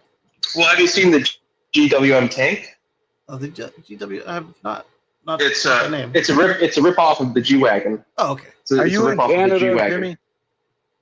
No, I'm not one of those pesky, but they can make syrup eaters that eat bacon with maple syrup. No, I'm not one of those types. No, I'm not. Never will be either, by the way. I'm just wondering how you got hold of two Chinese EVs. Right. Oh, all right. That's a good question. Well, I'm currently in Singapore. Oh, okay. There you go. I'll do it. Yeah, it's about 3 a.m. here, but I got some calls from the U.S. coming up pretty soon. Yeah. But what I would say is this. Regarding my nuke experience, I was on the USS Alabama for a long time.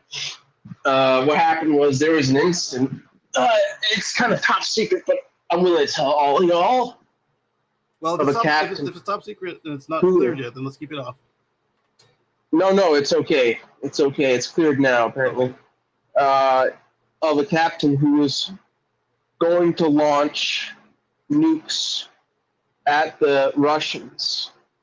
But the encrypted signal was not complete, and the XO chose to hold off and was relieved of command by the CO.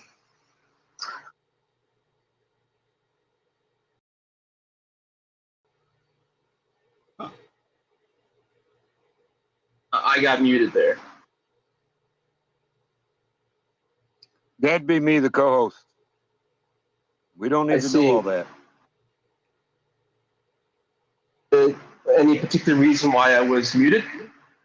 Yeah. Anything dealing with submarines, nuclear or otherwise, or anything nuclear, just keep it very basic and tell your life story, and that's about it. Well, I can tell you that. What was the hull number? I have to keep that secret now, don't I? No, you don't. You can tell me the hull number. Mine was SSN 714, USS Norfolk, Los Angeles class, 2nd generation. So my one was SS 714, USS Norfolk, 2nd generation as well.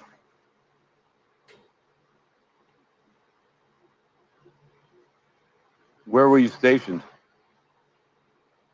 Norfolk. What years? 1892 to 1904. Where did Norfolk go after it left Norfolk? Virginia Beach. Nope. San Diego. Close. You should know this. It went to Hawaii. Hawaii? If you were really a part of the Norfolk, you would know it's pronounced Hawaii. Hawaii. So Brian says that the BYD is nice, and Model 3 is pretty funny. The BYD is an interesting car. It was an interesting buying process. Their dealers were really luxury. It's a luxury dealership. You know, nice coffee, everything like that. You can do a test ride, and they have good financing that they push in front of you. You get 4 different color selections, and there's like 3 levels of upgrades that you can get: long range and ultra long range.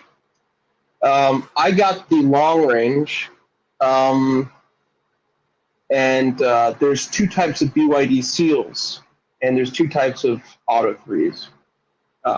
There's the smaller seal and the larger seal. That's like an SUV. All right. And you can also add larger wheels to it too if you want. Yeah, the larger wheels but look good. There but were a number of they- other opportunities. Yeah, there was also Deepal that was getting a lot of traction where I was in MG. Deepal, I don't know if you've ever heard of Deepal, Deepal. Have you ever heard of them before? I think I saw some of the drawings as they were coming out. Yeah, they're getting pretty popular.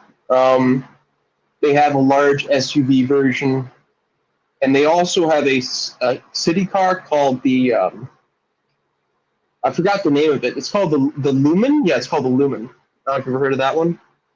It's about $9,000 or $8,000. Not bad. Yeah, the Wu Ling is $5,000, but it's really, really small. Yeah. Too small. Yeah, Too small. That one is doing numbers. The Wuling Hong Kong Mini. Well, the one that is doing the most numbers in Singapore are the EV scooters, the mopeds. Of course. You can get them for $100 now. Oh, wow. Yeah, you can get them at, well, for one, you don't need a motorcycle license, and two, you can get them at gym stores.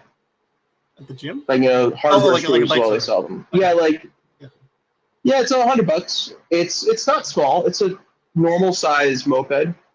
It's now half the price of an actual gas powered moped. Wow. Gas is done.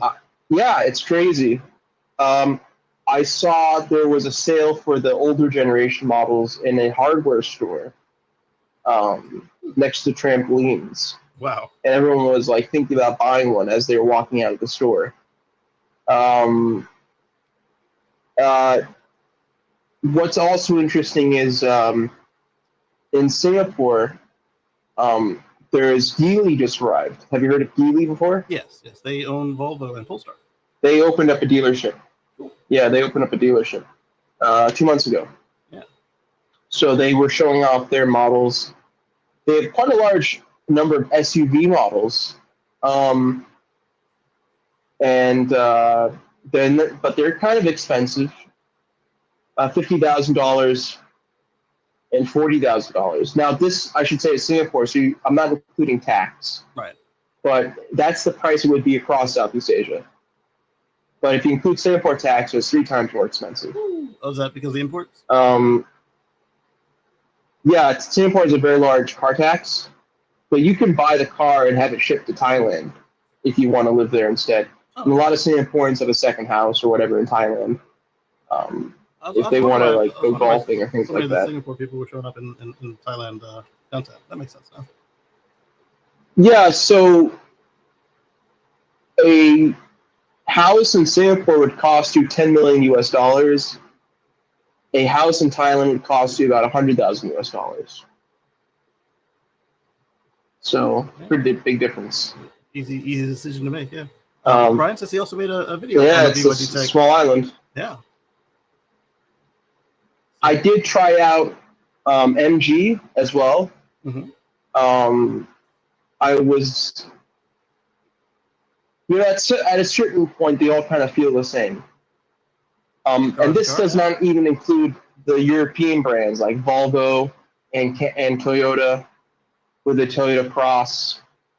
And Honda just discontinued the HR-V recently. I don't know why. It was pretty popular. I don't understand exactly what their business plans are, but they don't either right now because Korean automakers. They had a little bit of a shakeup in world politics, so everything they had planned on has been changed. Well, what happened? Honda, they were getting ready to finally do the EV thing, and then all of a sudden worldwide they didn't have to anymore. So now they're like, what do we do now? What? Well, I saw quite a few HRVs. I was like, okay, maybe I should get an HRV. Mm-hmm.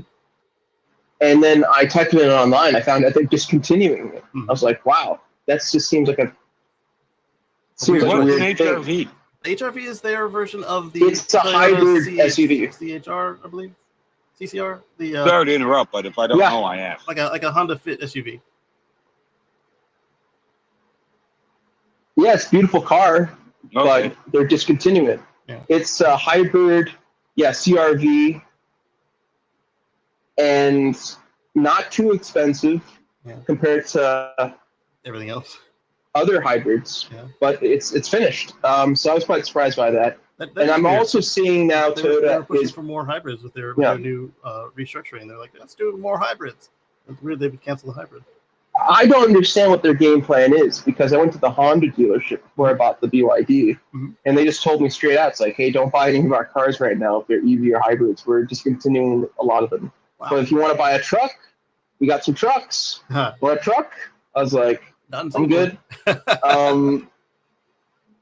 MG is an interesting company because they do sell very, very cheap hybrids. Hmm. They were selling a hybrid for $8,000. Okay. Yeah, it's pretty cheap. It is. It's very small though. It's quite small. Speaking of inexpensive, do higher miles even matter for electric vehicles? An inside EV is pumped there, and I would say I was at a presentation by Geely when it came to the main mega mall in Singapore, Mhm. and they said that you will have free batteries in 10 years. It's like if you buy a Geely, your battery change in 10 years will be free. that is And his Really argument deal. was that because batteries are becoming cheaper 2 times every year, Mhm. they are now going to ensure a free battery swap, because their belief is that 5 years ago, the cost of changing a Geely battery was like $15,000. Mhm. Today, it's about $3,000, and he believes in 10 years it'd be about $30. So it's basically free. So he said that you don't have to worry about it. So a lot of people we're pretty writing, but yeah, interesting. that's a good deal. They've been about 20% better. Yeah, I think it's called salesmanship. It sounds that way, but I wanted it in writing just so you've got it. You might be the only one with it. Yeah, he had a presentation with the most famous Singaporean actor, and K-pop group came, and it was their official opening of their retail shop within the mall. Yeah, Brian was saying a lot of them were in the mall over in the Asia. battery thing. Yeah. Yeah. So yeah, he also discussed the FSD that they're going to have, the autonomous driving. Yeah. And he said that you will be able to upgrade your wheels to make them move sideways to do parallel parking. Interesting. That's gonna be hard to certify because you got to retest the whole car. But if they have it planned from the get go, it's kind of like how you got a product and like 5 years later an accessory comes out for it. Officially. Well, the battery thing kind of makes sense, though. No, I mean, like it could if they. I mean, I'm not trying to agree with them. If they've got it budgeted and everything goes the way they want it to, then that's certainly a possibility. That's just personally, if I were to buy one and they told me something like that, I'd want. Geely cars are not cheap, though. Right. That's yeah, of course. And well, I'd want it that way. I even if nobody else got it that way, I'd get something out of it. Yeah, so Geely, when I was checking everything out, is about 3 times the price of all the other Chinese automakers. I mean, that makes sense, though. They're all American prices. Yeah, they sell a lot in America and Europe, and it makes sense. So Inside EVs is asking about if you would want to consider an old car, like with lots of miles. And I would have to say that on the EVs, yes, it does. Still an old matter. EV? Yeah. So I'd say that the miles do matter, but not as much as they do on a gas car. Like mine's got 107,000 miles or something like that, and it's had its handful. How old's the car? 7. How old is the car? 7 or 8 years old? 7 years, yeah. Okay, interesting. Yeah. So I would say that it doesn't matter as much as it does with a gas car, because with a gas car, they are lasting longer than ever, but there was a reason we have that 100,000 mile like dead ceiling on them, because historically they started falling apart really badly about that time, if they even made it that far.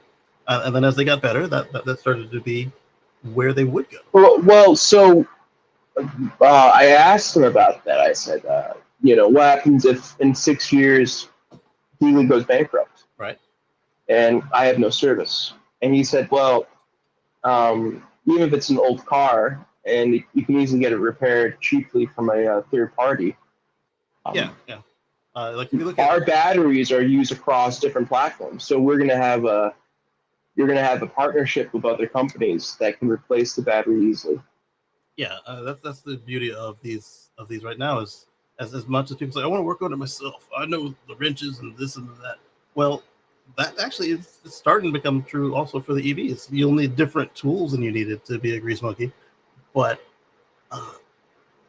there's a lot of independent shops that are specializing in EVs, and they're able to keep the lights on and keep people fed. Like you got Gruber over there, you got our friends over there with Uncle Rich there. We've got place out of Cleveland that one of the missions. He's got 380,000 miles. Wow! I met him. Nice. I talked to him. I was just in the chat room with him. Yeah. Great people, but he took it to Cleveland, from Michigan to Cleveland. Wasn't outrageous. Right. And to your point about ICE vehicles getting better, my infamous Dodge minivan 2015. Yeah. Only thing I've done other than brakes and tires, change the alternator, and I probably didn't need to, but since it's my house, right? It's a live-in camper type situation. Oh, cool. Yeah. That's been it. The modern ICE vehicles, I have to look, and I trained, my whole family's trained this way. We look for exhaust pipes because it's so quiet now. Yeah. Just so quiet. Exactly. Yeah. And they last a long time, but I'm still pro EV. I am. Yeah. This Dodge minivan will be the last. Let me respond if I can. If I could respond, I think there is room for hybrids. I think that the Toyota Cross is probably an example of that success. I think that Toyota still is producing hybrids that people want. I think the issue is that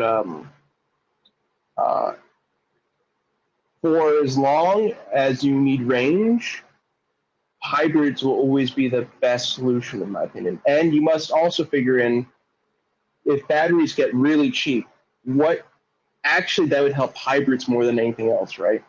Because the main sticking point of hybrids, the main issue of hybrids is you have to replace the battery back in the day. And that was a really big sticking point because you just had a normal car and now you have to worry about the battery. And, but for me, the major issue of EVs and why I'm generally against EVs is that the per hour drive cost of an EV is not that much cheaper than a hybrid. So if I spend, Brian says, let me why think not just about add a this. small gas motor to a horse and carriage? I like it. So well, I'm not against you might say that, on a but personal level, but as a manufacturing level, but can I just go through the basic economics of this? So in a lot of countries, electricity is not cheap. We have to accept this, right? And that's why I say that, for example, every hybrid should be a plug-in hybrid. There shouldn't be any gas-only hybrids out there. Because then you can choose. Well, I haven't seen many of those, but so if I could just give some. Yeah, I get that, but let me just give some background. So if I drive 450 kilometers, right, with a regular car that gets 30 miles per the gallon, right, that's going to cost me $60 or so to refill, right? Okay. Now a hybrid, it would be about $30. And then an EV to charge in a country whereby it's about 2 cents per kilowatt, it's going to cost me about $15 or $13 or so. Well, there's some states now here in a lot of countries, the EV will cost more than the gas car. But the beauty of a plug-in hybrid is you can arbitrage. You can pick what fuel works for you when you're where you are. But to not have the choice, I think is I do want to point something out. For me, the best solution to this would be LNG hybrids. And that's the same thing I'm saying about hydrogen. I think is hydrogen as a plug-in hybrid is a wonderful solution. When you can find some affordable hydrogen, but to not have the choice of it makes it even worse than the situation you already have with a pure hydrogen environment.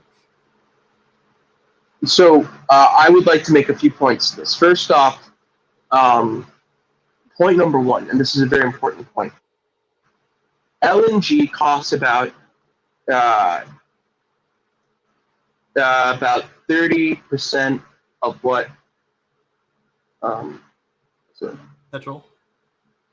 hello? 30%? What? My phone's going weird. You said 30%. 1 second, guys. You mean gas or petrol? Yeah, 1 second. Yeah, LNG costs about 3% of petrol. And then if we could get diesel going, that would be pretty cool. That would be about half the cost. Now, the issue is, I believe,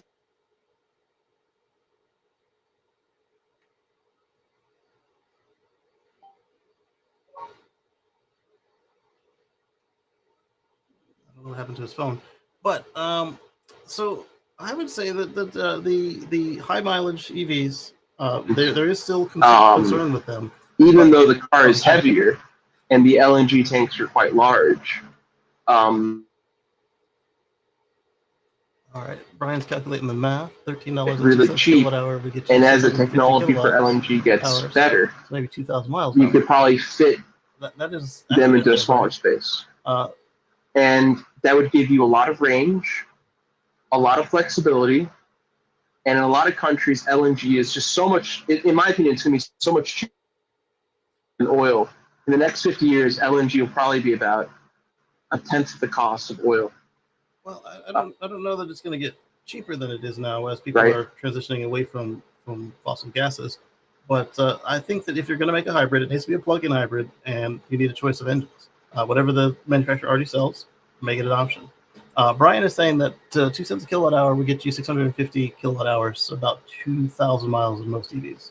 So that's not a bad deal. It is more expensive than you like, though. Wait, hold on. 2 cents a kilowatt hour. I'm talking about per liter. If it was a straight comparison. So if I own a Toyota Camry, right? The Toyota Camry 400 has a range of 450 kilometers, right? Okay. And then the 30-liter version has about a range of 450 kilometers, right? And then the hybrid version has about the same range. So 450 kilometers, right? And if the cost of a liter of petrol is about $1.10, in most countries about $1.10, that's the average. Okay. So it costs about $60 to fuel it, right? And in most of these countries, right, if it's 2.5 to 3 cents per kilowatt hour, it's going to cost you $15 to charge that up, right? So I think it's less about range versus it's 80% cheaper than petrol. Yeah. Than gas, right? And the issue is that the Toyota Camry costs 4 times more than the gas version if it's a used car. So you can buy a Toyota Camry for $10,000, a 2019 version, and the EV version might cost you $40,000. Well, historically, used EVs are like way cheaper than the gas cars. If you get to the third owner. I mean, if you look at the Toyota Camry EV version, they're not that cheap. For a used one? No, I'm checking it out right now. They're not that cheap. There's no such thing as a used Toyota. A cheap used Well, Toyota, there are, though. excuse me. No, don't be ridiculous. There are plenty of cheap used Toyotas out there. But EVs? My point being, Toyota's have established the longevity. Yeah. Where I think what Kacey and I are alluding to is you can buy a used Tesla on the cheap. Super cheap. Well, this is the problem, though, of Tesla. If you're outside the U.S. or Canada or Europe, you will not get after dealer service. Well, I just watched a guy in England. He bought an old P90D for $29,000. It had a lot of work he needed to get it back roadworthy, but we're talking like tires, a headlight, like a little bit of suspension components. But it was one of the old ones that had free charging for life on the vehicle rather than on the owner. And so he got in for what, 32, 36 at the most for... But you can get an MG for $7,000 though. Right, but if you're looking at used executive cars, you're not gonna get an MG. But if you're looking like, say, I guess that's the main difference. A used Model 3 or a used Wulong, I mean, yeah, you do have to consider mileage. What's the difference between? Yeah, I guess at a certain point, from my perspective, a car is a car, and I've seen Tesla on the road, and I've seen cheap Chinese cars on the road, right? And you can't really tell the difference, and the range is about the same. Inside, it's basically the same. FSD does not work in most of the countries outside the U.S., Canada, Europe. Well, in the kind of cars as in it's about, not, you can't turn it on. Yet a thing. So, but on the used EVs, be it a Tesla, BYD, a Wulong, you will have Wuling. You said Wulong. Sorry, Wuling. Wuling. I mean, what Wulong? The Wuling Guangdong Mini. Wulong's a bad word in Chinese. I apologize for anybody who might be watching and have seen that and been offended. However, Wulong means gigantic penis. Well, however, whoever makes the car, whatever class car we're looking at, if it's a used EV, it is still imperative to look at the mileage and how it was used, but it's not as critical as it would be on a combustion car, because there's just less that can go wrong with it if they treated it halfway decent. Whereas on a gas car, even with we all know that, but my problem that's the question of the article, is do higher miles even matter? Yeah, you're saying no. But the thing is, I think in 10 years though, Brian thinks it'd be better to have it. Right. Yeah, 10. Well, I want to own a car for 10 years. Yeah. I think mine can get there. And I think having a hybrid would be probably better. I don't own one right now, but yeah. I'm thinking of selling my I'm thinking of selling my first car and changing it up into a hybrid, because if I no longer have to worry about changing the battery, if it's going to be very cheap, I mean, I can't lose anything. And I like gas-powered cars. I like them. I like the smell. I like the pollution. I like going to the gas station. I like the range. I like how fast it is to charge up. I mean, as in put fuel into the car. So I like the free bottle of water I get when I go to the gas station. I like going to the convenience store at the gas station. I like the first time that you turn on the car, you get a vroom, and you can hear the vibrations. I just like it all. I like to open up the hood. Okay, so I like to see see the engine. Saying, and I've been wanting to bring this up in your room for a couple of weeks now. What you got? All right, so we know we track the EV charging stations. Yeah. By the way, the one in Oregon, Ohio, is still not online yet. Oh my goodness, we've been tracking this thing for months. I know, it's been months. It's literally been months. They should have just craned this and thing in. your show's the only one I posted, and someone said, Highlander, you got to share it with everybody. I said, yeah, you just go to Kacey's show. I got to get better at posting your show. In any case, my number one gripe about, and I don't care if it's Teslas or Blanks or whoever, whatever. Any gas station I go to, it's got an overhead. Yeah. I live in a cold, rainy climate. I live in the Great Lakes region. Yeah. Every gas station, when I go to pump my gas in my beautiful little poor girl, I don't get wet or snowed on. Right. I've only been to a handful. Who is it? Kyle out of Spec. Yes. He's really pumping. It's a sponsor for his show. Help me out here, people. Iona? In any case, their stalls are covered. Yes. And you know me, I've driven up and down I-75 from Florida to northern Michigan. I've never actually seen, I know they exist in the wild. Yeah. But the vast majority of any brand of electric supercharger is uncovered. There's no roof. Right. I want a roof. Right. So that's what I like about the one in Solar Orangeburg. panel would be nice, but Yeah. I don't want to get rained on when I'm plugging in an electric vehicle, and I don't want to get snowed on. Every gas station's got a roof. Right. Where are the supercharger roofs? Not a lot of them. I'll be quiet. Not a lot of them. That's what I like about the one in Orangeburg. It's got their canopy is made of solar panels and bifacials too, so you get the light with shade and you get the coverage from the rain and other precipitation.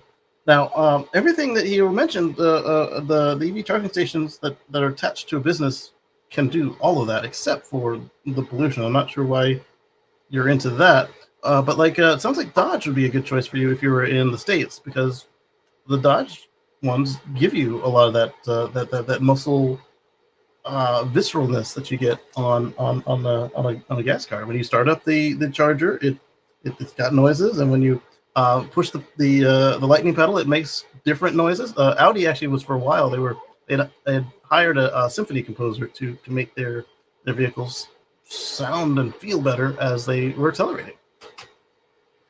Chattanooga. Brian says, have you been to Chattanooga? I'm not sure. I haven't been there to see what they have to offer, but I am now excited to go that far into Tennessee and take a look. You should. I should. I'll buy you a spider sandwich, and Brian can explain it to you and how I almost got arrested in Chattanooga. I don't know about the arrested part, but the spider sandwich I'm familiar with. So I last time I went to Chattanooga, they had just opened. What? I don't even think I published the video on them. I've still got it moving over to this from the old server to the new server. I think I did 2, maybe 3 chargers while I was in the area, and they didn't have any covers at the time. Let's see what we got here. BMW has the Hans Zimmer score. That's awesome. So BMW 2, and I am directing to the Highlander because, yes, he's driven there. Oh, yeah. So he's asking you been to Thailand, Chattanooga for the covered charger stations. Yeah. So I would say yes. Personally, I would not be afraid to get a older used EV, and I wouldn't just look at the miles. But if you gave me a choice between 2 with histories, and one had 100,000 miles and one had 300,000 miles, I would still pick the 100,000 mile one, assuming that the histories were similar. So, but I would say that it's not as critical as it is on a combustion car, where you then have like major overhauls to worry about. Whereas if both EVs were the same age, I wouldn't be surprised if they both had a battery replacement come up at the same time. But I mean, I've had on all my hybrids, and on most of my hybrids and all of my EVs, I've had a battery replacement. But I seem to be an outlier, and these were all rather rare events. So my Honda hybrids all had battery replacements when I had them, because I got them during the bad batch period. Like Toyota was getting all the pre-owned stock, so Honda just had a bad time with keeping their hybrids in their batteries in their hybrids.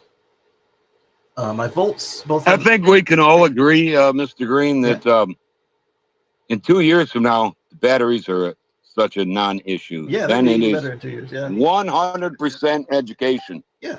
That's all of mine were under warranty too, so it's not like even though they did need to play the pocket, it was anything out of my pocket.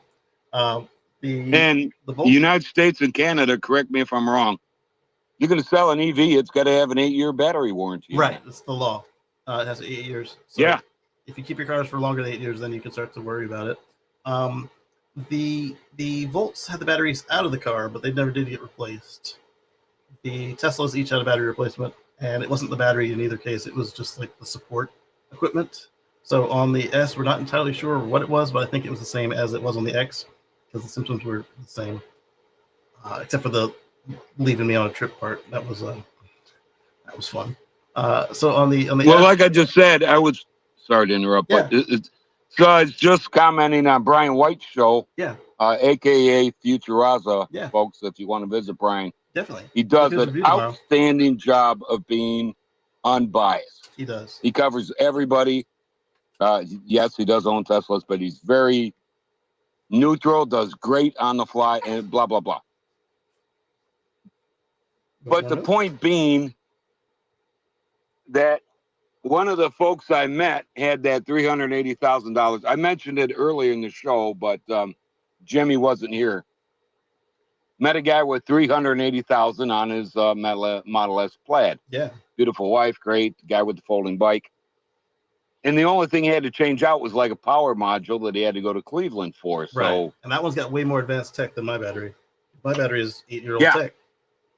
Well, actually, well, longer, his, no, his 9 or is, 10-year-old tech. no, his vehicle's older than year 2017. Oh, then it's just a P like mine?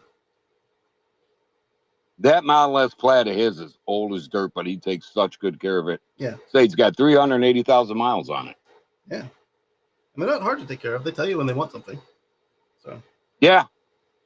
Biggest thing is people say, "Oh, no brakes on EVs," so they ignore the brakes. And Well, I mean, well, I even gotta if push you don't back. use them, I everybody need- needs a little love and maintenance. But I do need to push back. Can I push back now? You know, I've been listening to you Brian guys. says it's bitch. Model S.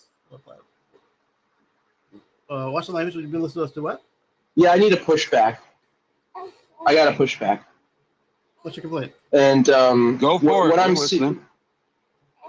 Look, I have a startup that focuses on this exact problem, and we're gonna build a new system for brakes for EVs.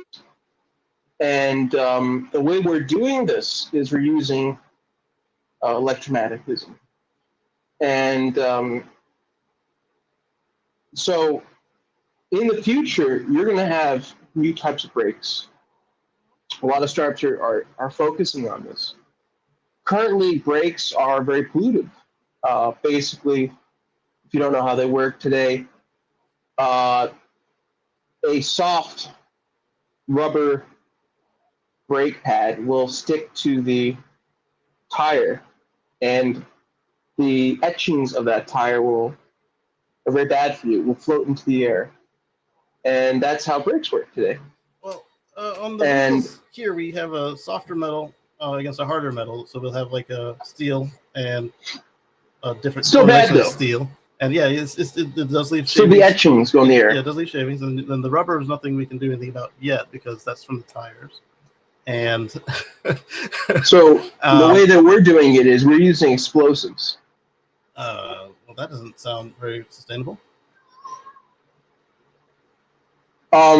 You It's talk sustainable. airbag type explosives, you might want to explain real quick. What we do is we have our EV is a new system. It uses a small modular reactor, or a nuclear reactor in the back, and uses small photonic ion explosions to stop the car. I don't think that would be very well received. We like our nuclear stuff to be contained. Oh, if you don't like it, I'm gonna leave. Okay. Well, that's up to you. I don't think that's Patrick. No. So anyway, let's go on to the I'm not next. sure what to make of your last guest. I really don't. Let's go on to the next prompting here. We've got so we looked at should we be concerned with high mileage EVs, and general conclusion was no. Next up, Musk is saying that the robotaxis come into California, but no one other than shareholders believe him. I would say the man says stuff. Yes, I would just take anything he says with a grain of salt, and then just hedge yourself on how comfortable you feel with whatever he just said. Because to say that everything he's saying is not true is a way to get ruined in the financial markets. Yeah. But if you take everything he says as the gospel truth, that when he says it, how he says it, you will also get ruined. So Yeah, no, I don't even follow him or whatever. You know, I'm EV in general. Yeah. But I could see where the Fremont area Yeah. could definitely get that situation. You know, the robotaxi. It makes a lot of sense. I don't understand how any of these factories this size, because I know you get to do a lot of Tesla people and EV people seem to be IT people. They work from home. Yeah. We know I'm a factory rat. Unless they work for you. I got to park out in a parking lot. Some of these factories are so huge. I'm looking at these Giga Berlin. I did, a couple of Tesla jobs where they reached out to me. I'm like, yeah, I'd need a freaking golf cart to get from it's like being at a metro airport. Right. That's why it really is. That's why they have the. How the hell am I going to get out of my car? Yeah. To get to the maintenance area where I'm assigned. Right. I'm gonna need a frickin' golf cart. Yeah. That's how they got them. They got the trams. I mean, really? They got the trams. They got the. That's why the robotaxi was testing in Austin. They was just going in circles, taking one side of the building to the other, and I think they got you on that one. I think they do. He was talking about a roller coaster, but that's what 12 years late. So. Yeah, I mean, everybody's doing that these days. Hell, in Scotland, it to increase tourism because there's like 6 of the top families. Mine's bottom of the 6. Oh, he was saying so you guys could get across the Fremont factory. He was going to do a roller coaster at Fremont, but it never happened. Yeah, well, still, I think my point's valid is that in Fremont, they could roll out the robotaxi if for nothing else than to get the workers into the plant. Yeah. I mean, forget the golf carts, just roll out the little robotaxi guy. And I think they might do something like that. the problem is, you saw in Berlin, that's where that robo van comes in, and right? that's where I do like the robo van. Yeah. I am so tired of mass transit where they got I call it the big school bus. Same with school buses or your city buses. They're huge, 55 plus passenger, whatever, and I actually have a federal license to drive them. That's a long story. Right. Make them small. That's what I like about that robo van thing they rolled out. Yeah, why on earth is every city in the United States, any major metropolis, and you live near one, they got the huge, why aren't they driving the little minivans? Toledo's just now starting to do it. Right. I don't care what brand it is. Well, why are you driving a 55 passenger, and I don't care what the propulsion plan is, why are you driving a 55 passenger bus when there's 10 people on the route day in and day out? Right. It blows my mind. Well, that's what I liked about. Occasionally, I had to commute to the Pentagon and do work with them. They had a combo, like at the evening and morning crush. They had the big buses, and at the in between times, because people are coming and going all day. At the in between times, they had the short buses. Theirs were white, but no, you'd call it a short bus if it was a school bus. And I thought it was a good combo of how they could operate rather than having just a big one running all day long. And you're right, more cities and other places that operate buses should do that. Like if Fremont had the same thing, if people are having meetings all day long, have the shuttle come, but have it be the smaller one, and then at the morning crush, then you have the full RoboBus. Why not? Robert's got the Welsh perspective for us with go ahead, Robert. Yeah, you got an idea on transportation. Well, yes. I mean, I remember when buses started to get smaller because there was there, but there are around 27 people sitting, and then so many standing. You've got another 12. That's the standard one that goes around now. They used to be a bit smaller. Used to be the mini dragons. Those were like maximum of 18. But the thing is, when they've got more of the bigger ones, if say the bus breaks down, they can put one onto another route, and also they have drivers moving from another route to another route, and it keeps them from getting bored doing the work on there. Yeah. And so the other thing is you got the double deckers, of course, but they can take more people, and then they got those bendy buses where the streets allow. Yeah. But as I say, there's lots of those differences. But then you've got the smaller private bus companies, the mini buses, which you call minivans and all stuff like that. Yeah. They're up to 16 people there, and you've got all these other things there. So then you've got taxis, and then you've got your other ones. So you've got your PSV license to have to be able to drive those things, and then they've got all the other regulations that they've got to go through. And excuse me, Robert, but are you saying you got to have?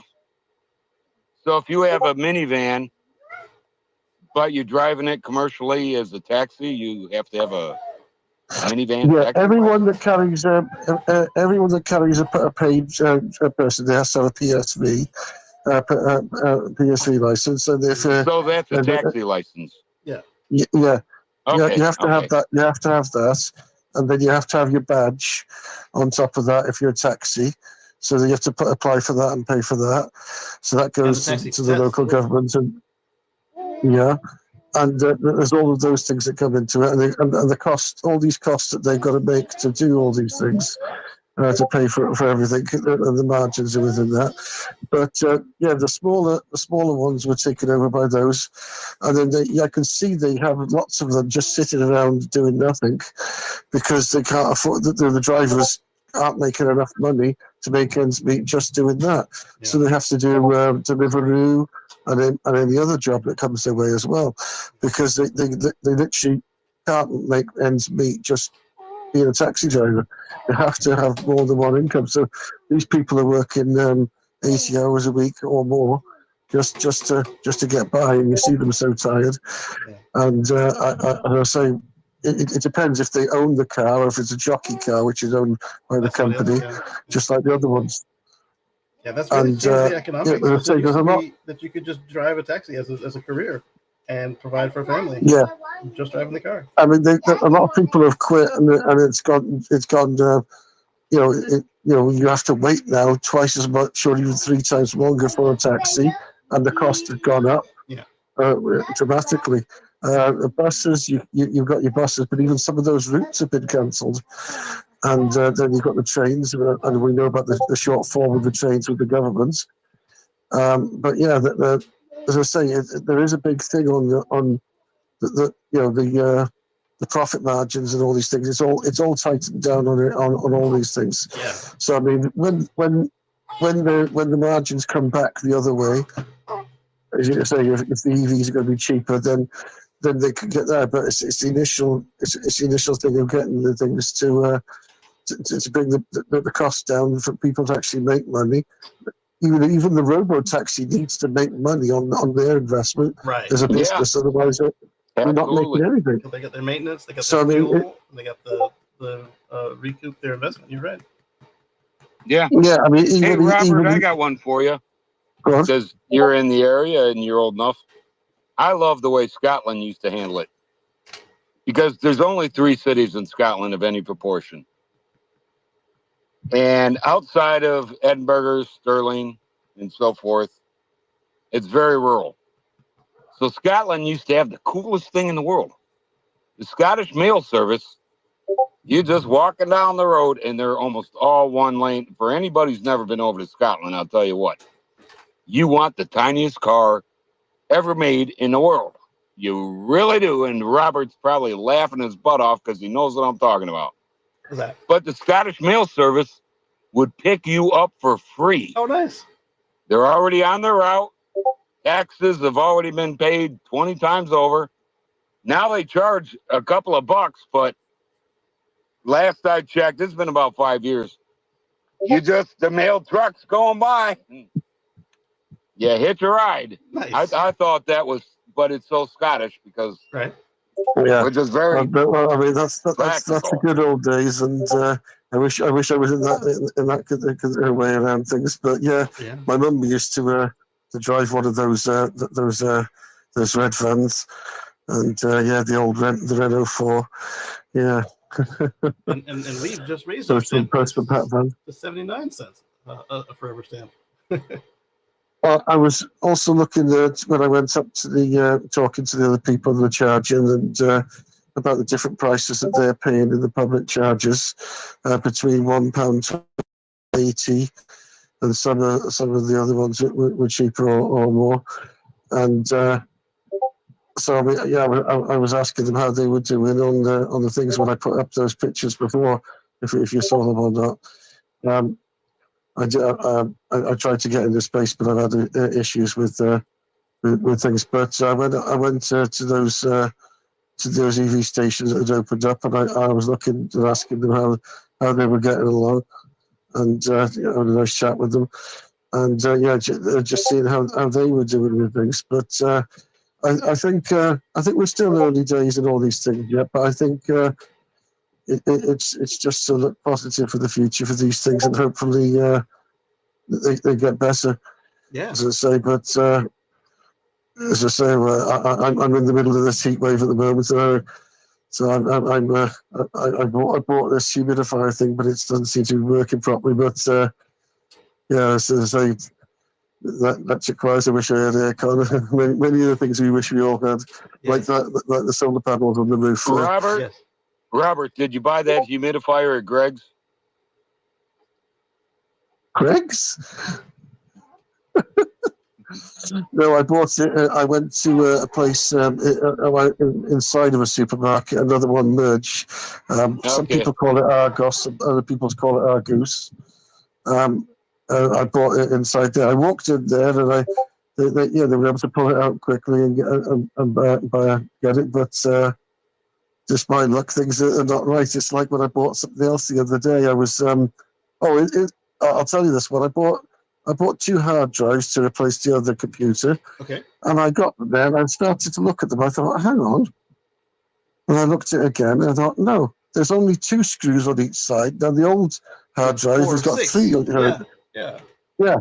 And I thought, oh, and they don't line up. So I had to put them in the Corsair case in the other computer, not in my old one.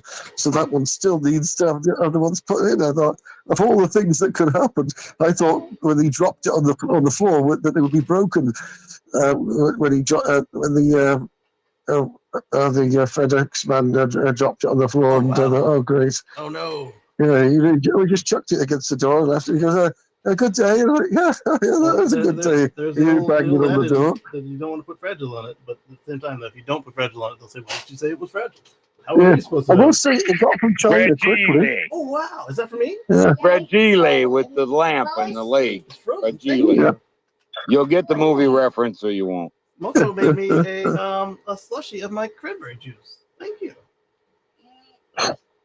The other one is I bought some plastic holders for the Eero, the router thing, and then when they came, they were cheap 3D printed ones, not legit. I made it trick red. Yeah, it's red. Robert Moto speaking. We all have to be quiet. A red one. Yeah, thank you. It's I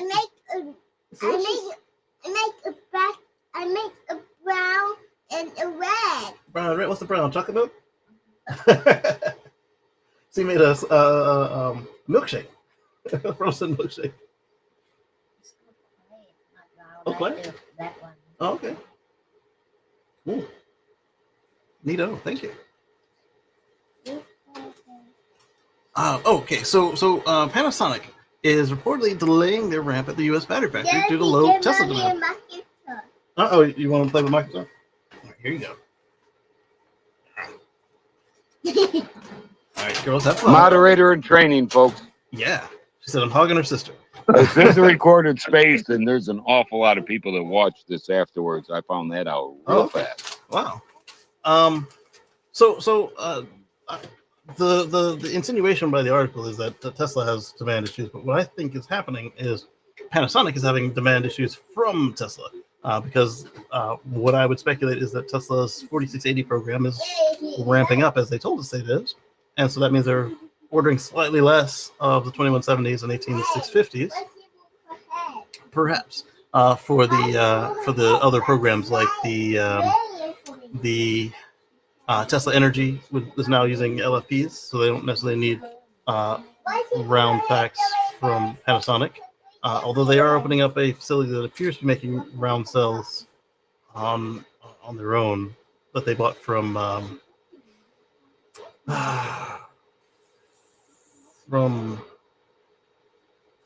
why is the name suddenly slipping my mind? But they're Because you're getting older. because I'm getting old, yes. Not BYD, but the other one. Has a cool name. Brian's probably gonna fill it in right here. Oh man. Oh, it took my time. Well, When Brian went to China, he did a little spot on him. Yeah. So you should be able to. God, I can't remember it either. But I'm older than both of you. all right, so the camera should be back now. I've replugged it. I don't see it. Oh wow, that's the wrong camera. There you go. Pick the right camera. And what's their name? They're the same people they buy all their LFPs from. Anyway, that's who's making them now. Who they bought the facility from. Wow. Talk about a brain block. It happens. It does. Hey, Hey, Casey, yo, there's going to be gray hairs coming in if they're not already there. a couple here, and then like 2 over here. Anyway, they Signs of wisdom, young man. Signs of wisdom. Yes, they gained a few other customers, but Tesla remains number one for their battery cells, and is expected to be the primary customer for their new Kansas plant. And they keep telling us about the Kansas plant since 2022. Well, I don't see any reason not to make the plant. I mean, I do see why they might want to do it. But what I would say is do it and then sell it to Tesla the way that Cattle did. Cattle is who they bought the other plant from for the LFPs. So that's another possibility. I don't know how you price it to make a profit that they don't just do it themselves, but obviously there's a market. They need all the batteries. Can I make one point of interjection? Yeah. Everybody says Cattle's Chinese. I thought they were based out of Taiwan, and their big factories are in China. That's a good question. Which China are they from? Both of them or the one? Yes. Mm. Well, we've got a lot of Navy warships over there trying to help aid in that decision, so I'll be quiet. Somebody points out that the 2170s isn't a lost market if they consider Lucid. However, with Lucid, there has to be a reason that Rivian went to the 4690 and Tesla went with 4680. So hopefully, if they're counting on that, they make the factory flexible and that it can make different size cylindrical cells. Because if there's a reason enough that those two did it, there's a chance that everyone else will do it as well. So if they're not caught flat-footed, it'd be better for them. But now the camera's working, you can see this slushy that Moto made me is delicious.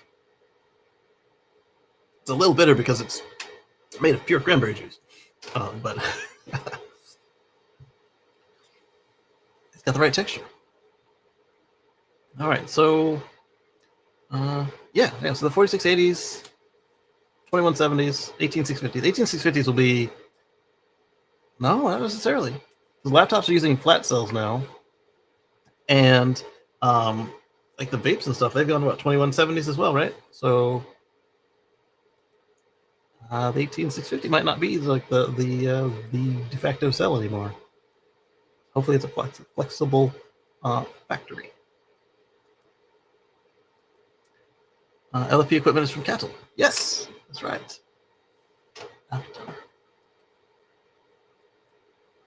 Yes. Cattle. That was all the hints I had. I was just brain locked. All right, so let's see what this one is. Major e-bike maker recalls thousands of e-bikes after fork defect found. So here's our recall of the week. And this is definitely not an over-the-air software update. Sorry, folks. This is a bring it in classic recall. And since it is a bicycle, they may be able to mail you the parts. Let's see what they say.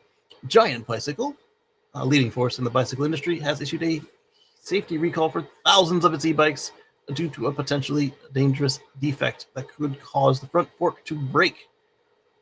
Yikes. The company is recalling around 62. And that's why I'm trying. Sorry, that's why I'm trying to do my due diligence. I will pay $100 more, but I want my foldable e-bike to meet my specs, and I don't want some cheap piece of junk that I could buy for $200. I've looked at all of them.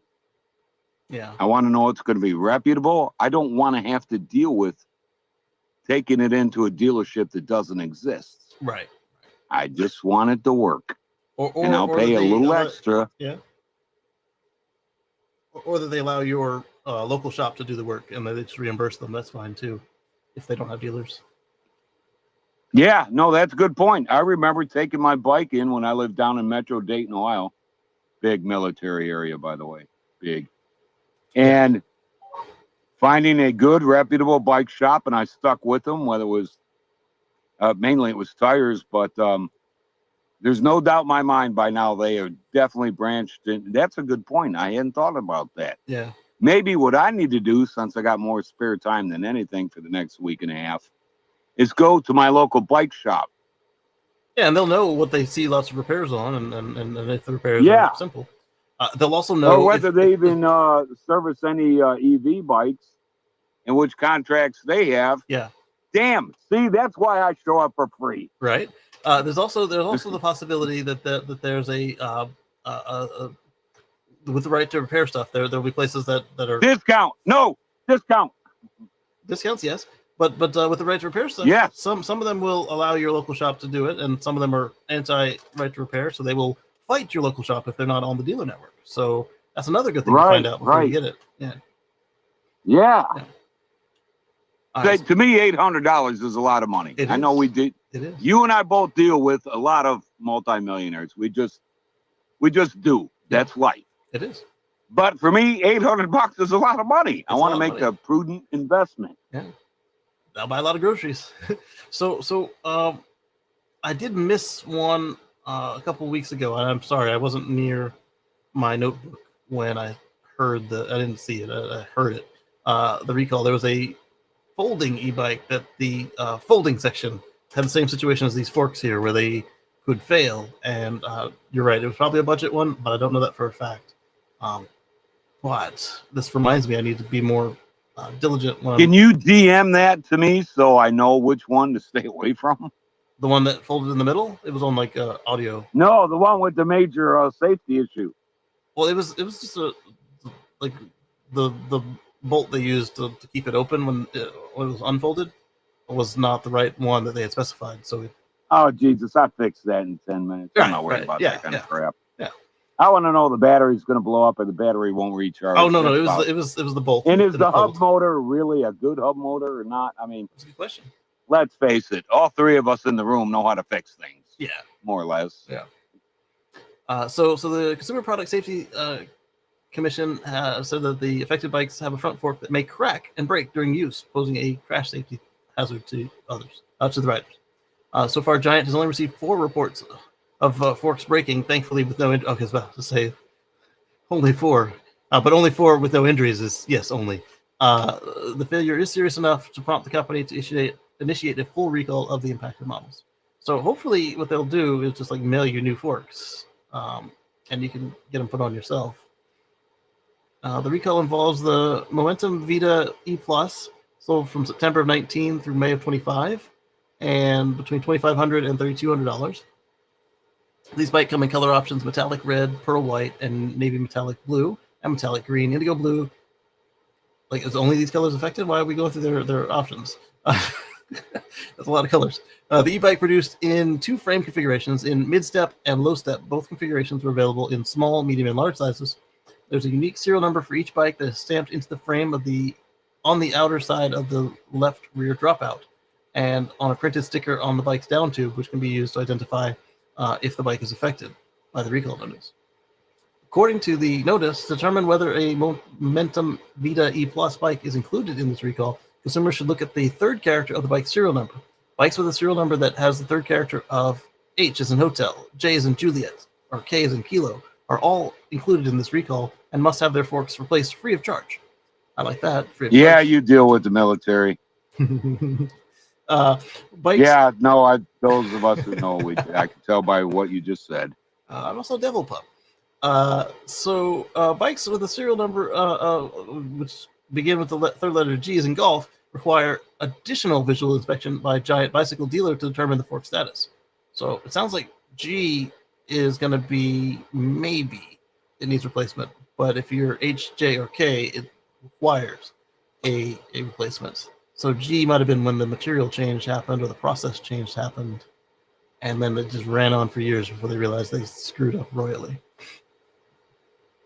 Owners of the recalled bikes are being instructed to immediately stop riding and contact an authorized Giant bike dealer for free inspection and replacement of the front fork. Hopefully they also put like a dimple or something near the identifier numbers, the sticker and the one on the frame. So that way if you get a secondhand one, you can know that the fork is not a dangerous fork. Or maybe there's some way to just clearly identify the fork as being replaced with the right one.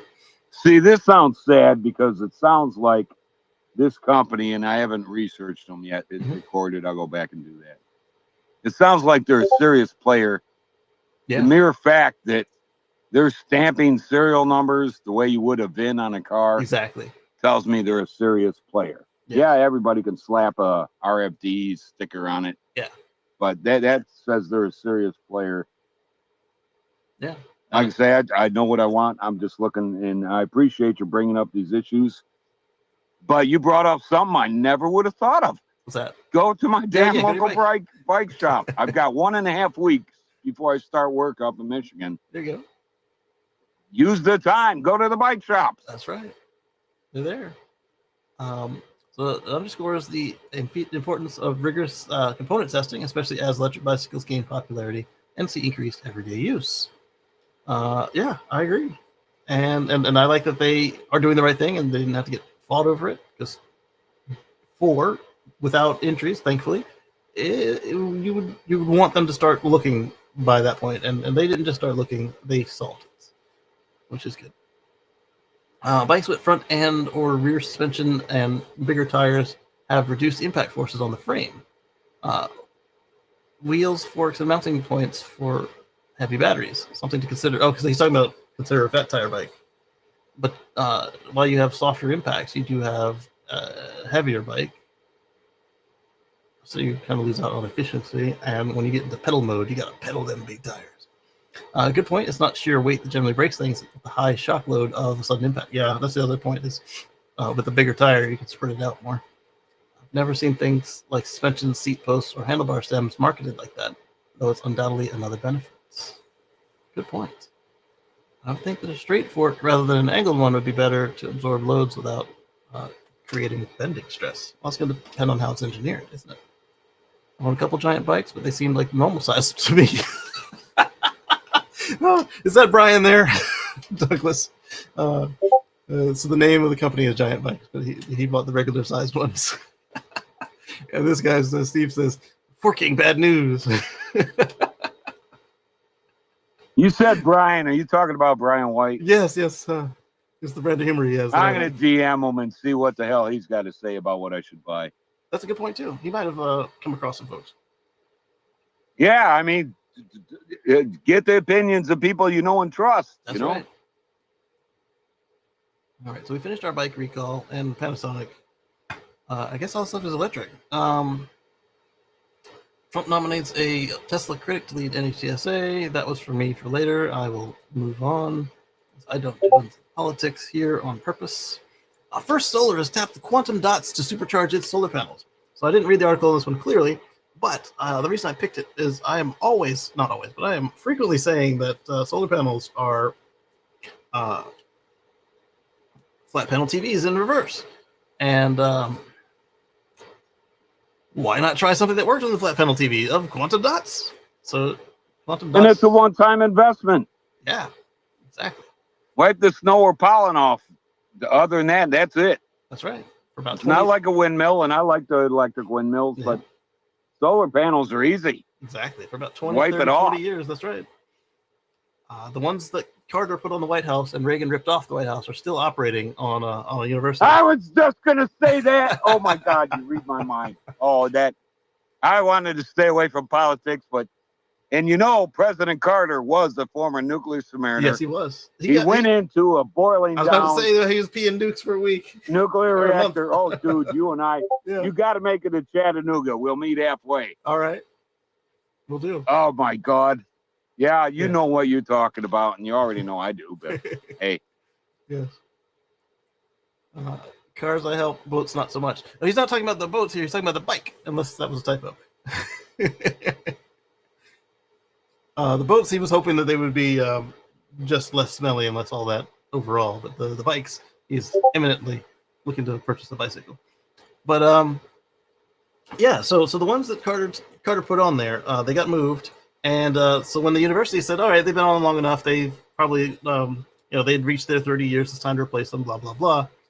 And so as they're putting the new ones up, the contractor or the students or whoever's doing the replacement is up there, and they're testing the old ones before they take them off. and every single one of them tested good. They were like a 20-30% degradation from new. And so they said, well, these are still good. We can't throw them out. So they moved them to another building on campus. So these panels have been moved like 4 times now. They're still running. Yep. Yeah. And that's back in the day when solar panels were, let's be honest, they were junk. It was before my day. It was more of a proof of concept. Yeah. But when Reagan ripped them off, I tell you what, I don't get into politics, but that was the last time I voted Republican. No, I voted for Bush first. Oh, okay. Bush Senior. But after that, nope. No help on bikes. Only I'm a libertarian. I'm a libertarian. We'll keep it out of the conversation. I'm a libertarian. I got friends who watch this shit afterwards. No help on bikes. Only ever seen a few. No idea which are good. I'd start cheap and see if you really use it. That's a good point. If you can do talk to the bike shop and then get one just to try it out, and then even better if they have trade-ins, get the cheap one, run it for a year, just a half a year, and then go up to the one you really want if your usage pattern sticks. That's another good point as well. All right. So yeah. So on this, I was just pointing out that they are very much like flat panel TVs, but in reverse, because you put electricity into a flat panel TV and it glows. You put light into a solar panel and it makes electricity.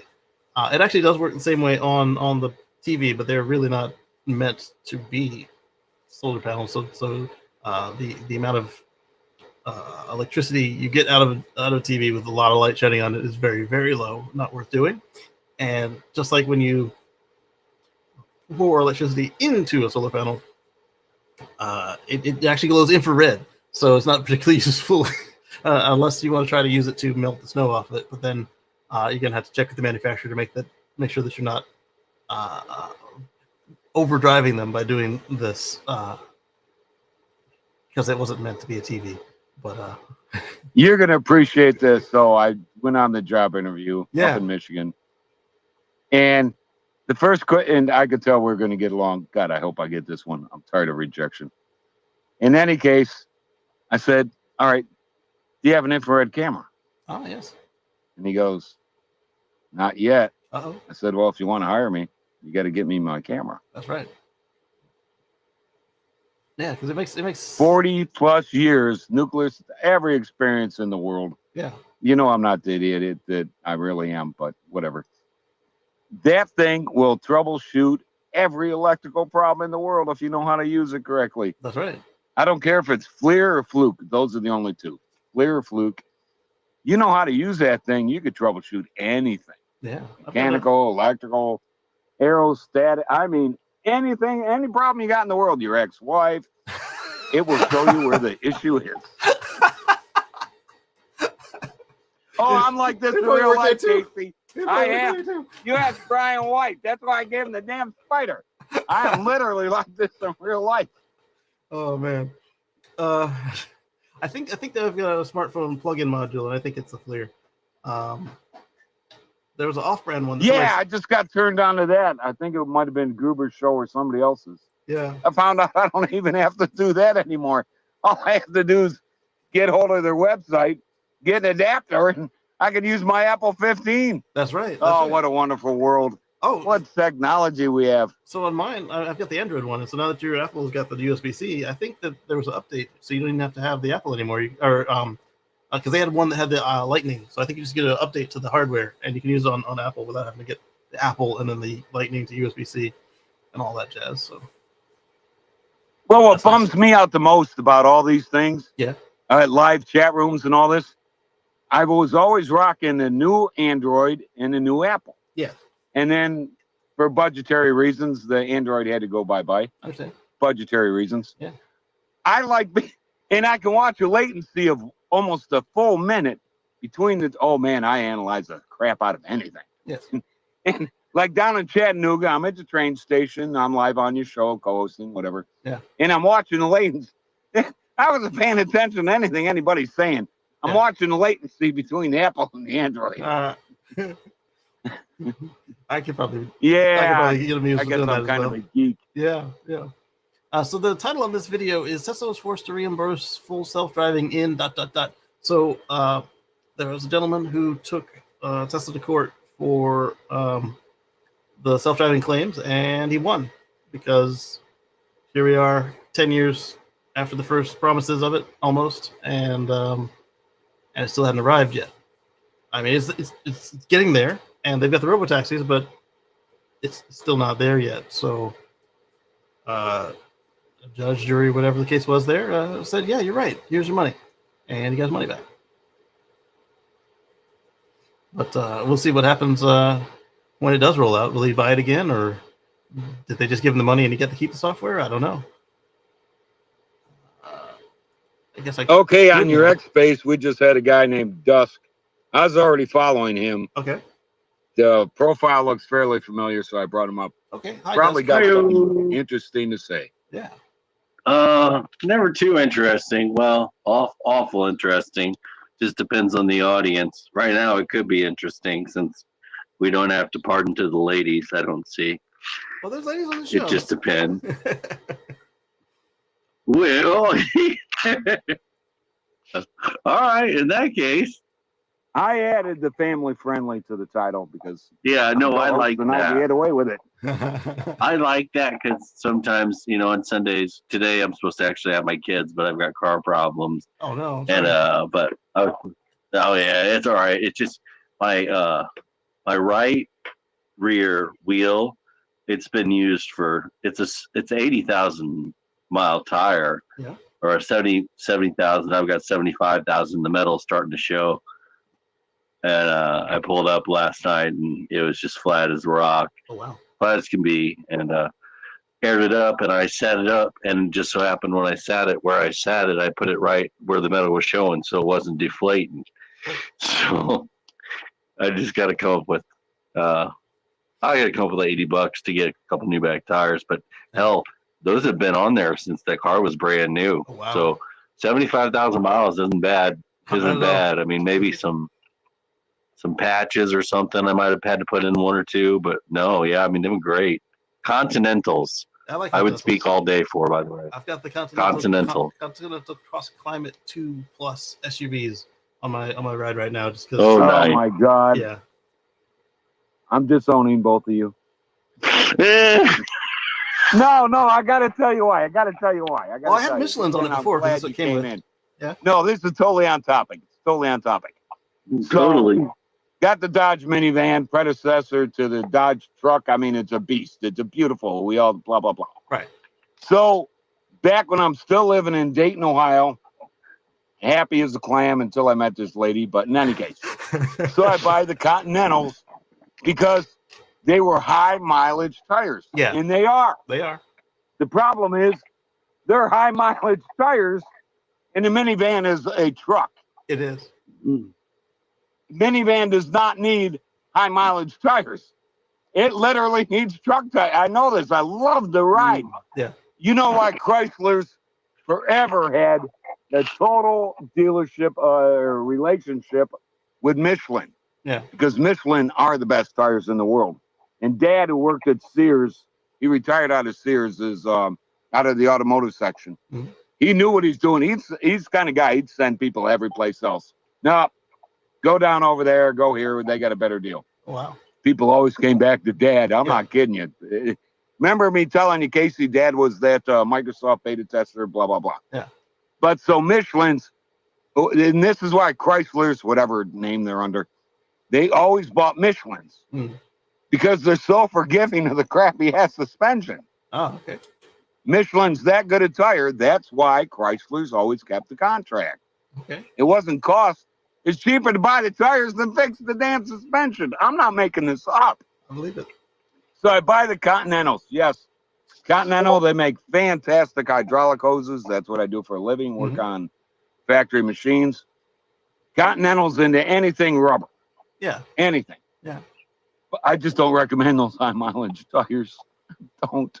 Well, I got not my application. I got not the high climate. Hell, I mean, the reason I picked them is because they're actually low grade snow tires. So that way, if I'm in my travels, I ended up in a place where it's snowing. I don't gotta.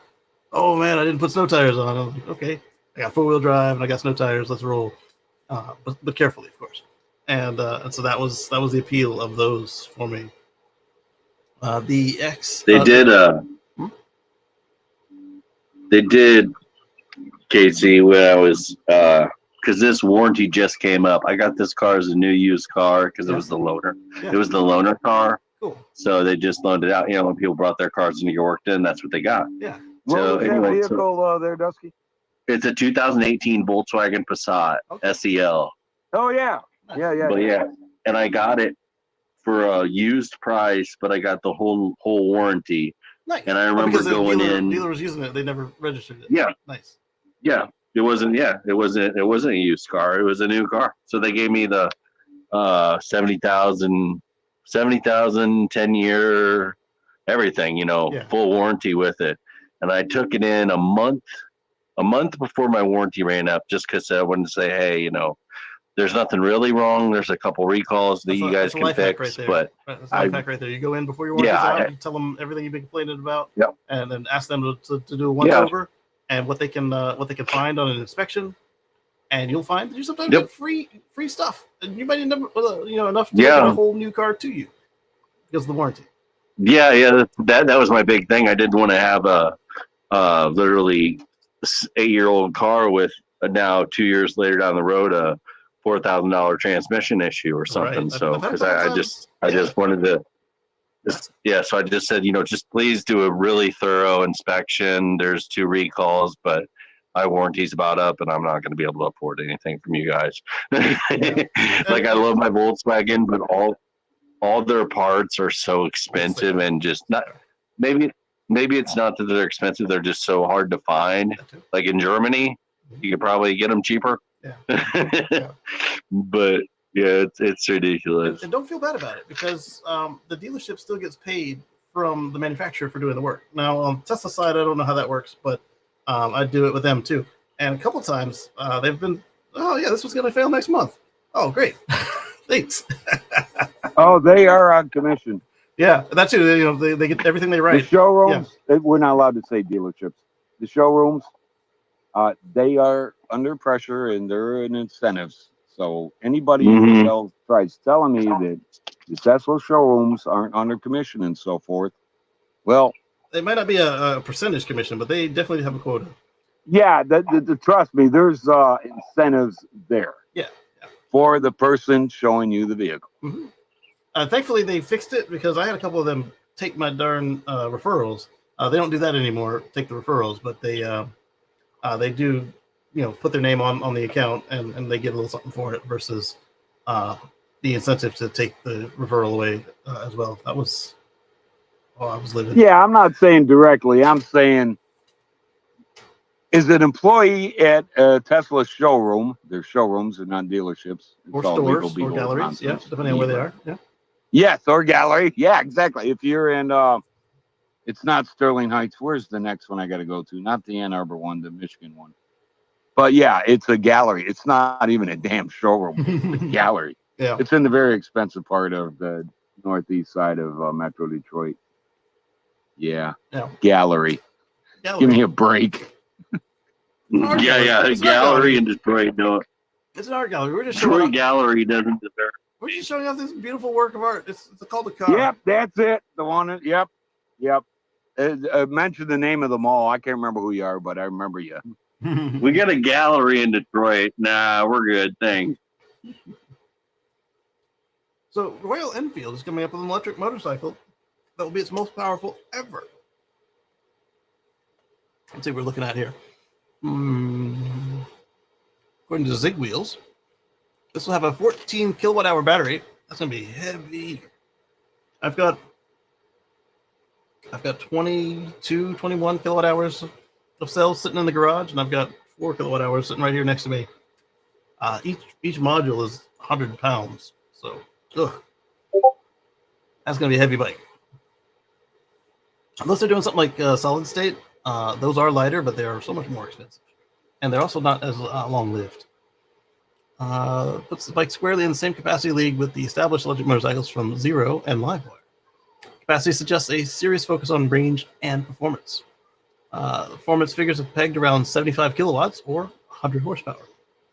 That's more power than any current Royal Enfield, including the company's 650cc twin-cylinder gas bikes.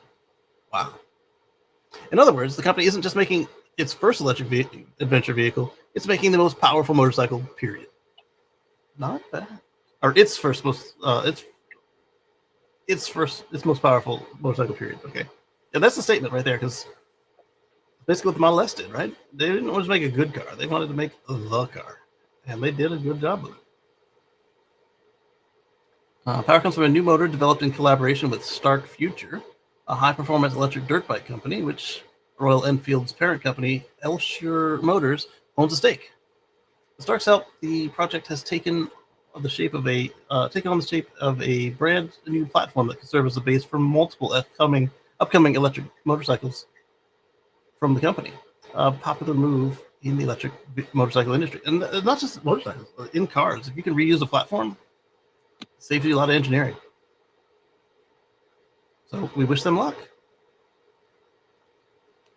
That's a semi-improved rule of trucking. I believe Dusk has his hand up. Oh, go ahead. He's got something to contribute. What you got?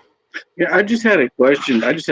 For the room, honestly. I know we drifted now to so many different friends, but has anybody talked to Pierce lately? Does anybody remember Pierce? He's a Brit. He's probably 65, 70. Very radio voice. And I don't know if that name rings to anybody. A Pierce, P-A-R-S-E. No, but if you can DM me his info, like I said, that you were already following me. But Okay. But more importantly, I was following you. I ignore it if someone's following me, because anybody's been in X Spaces, it's the oldest trick in the book. You want to talk, you immediately follow them. So when they bring up your profile. I only follow people when they have something interesting to say. I don't know them, but so you must have something interesting. You must have had something interesting to say, or I wouldn't have followed you. But I love when people call BS on me. No, I really do, because then I meet them in person, and they're like, "Oh shit!" and I'll rip them to shreds. I'm a very nice, mellow person. I love giving out little heartfelt gifts and all this, and made a good reputation. But if someone wants to give me any crap in real life, they'll tell you, don't mess with the Highlander. You don't. So Brian says, I don't even have time. Just make them into a backup battery or hat. I bet you could do 2 modules, 3 if you had a backpack and a hat. You're looking like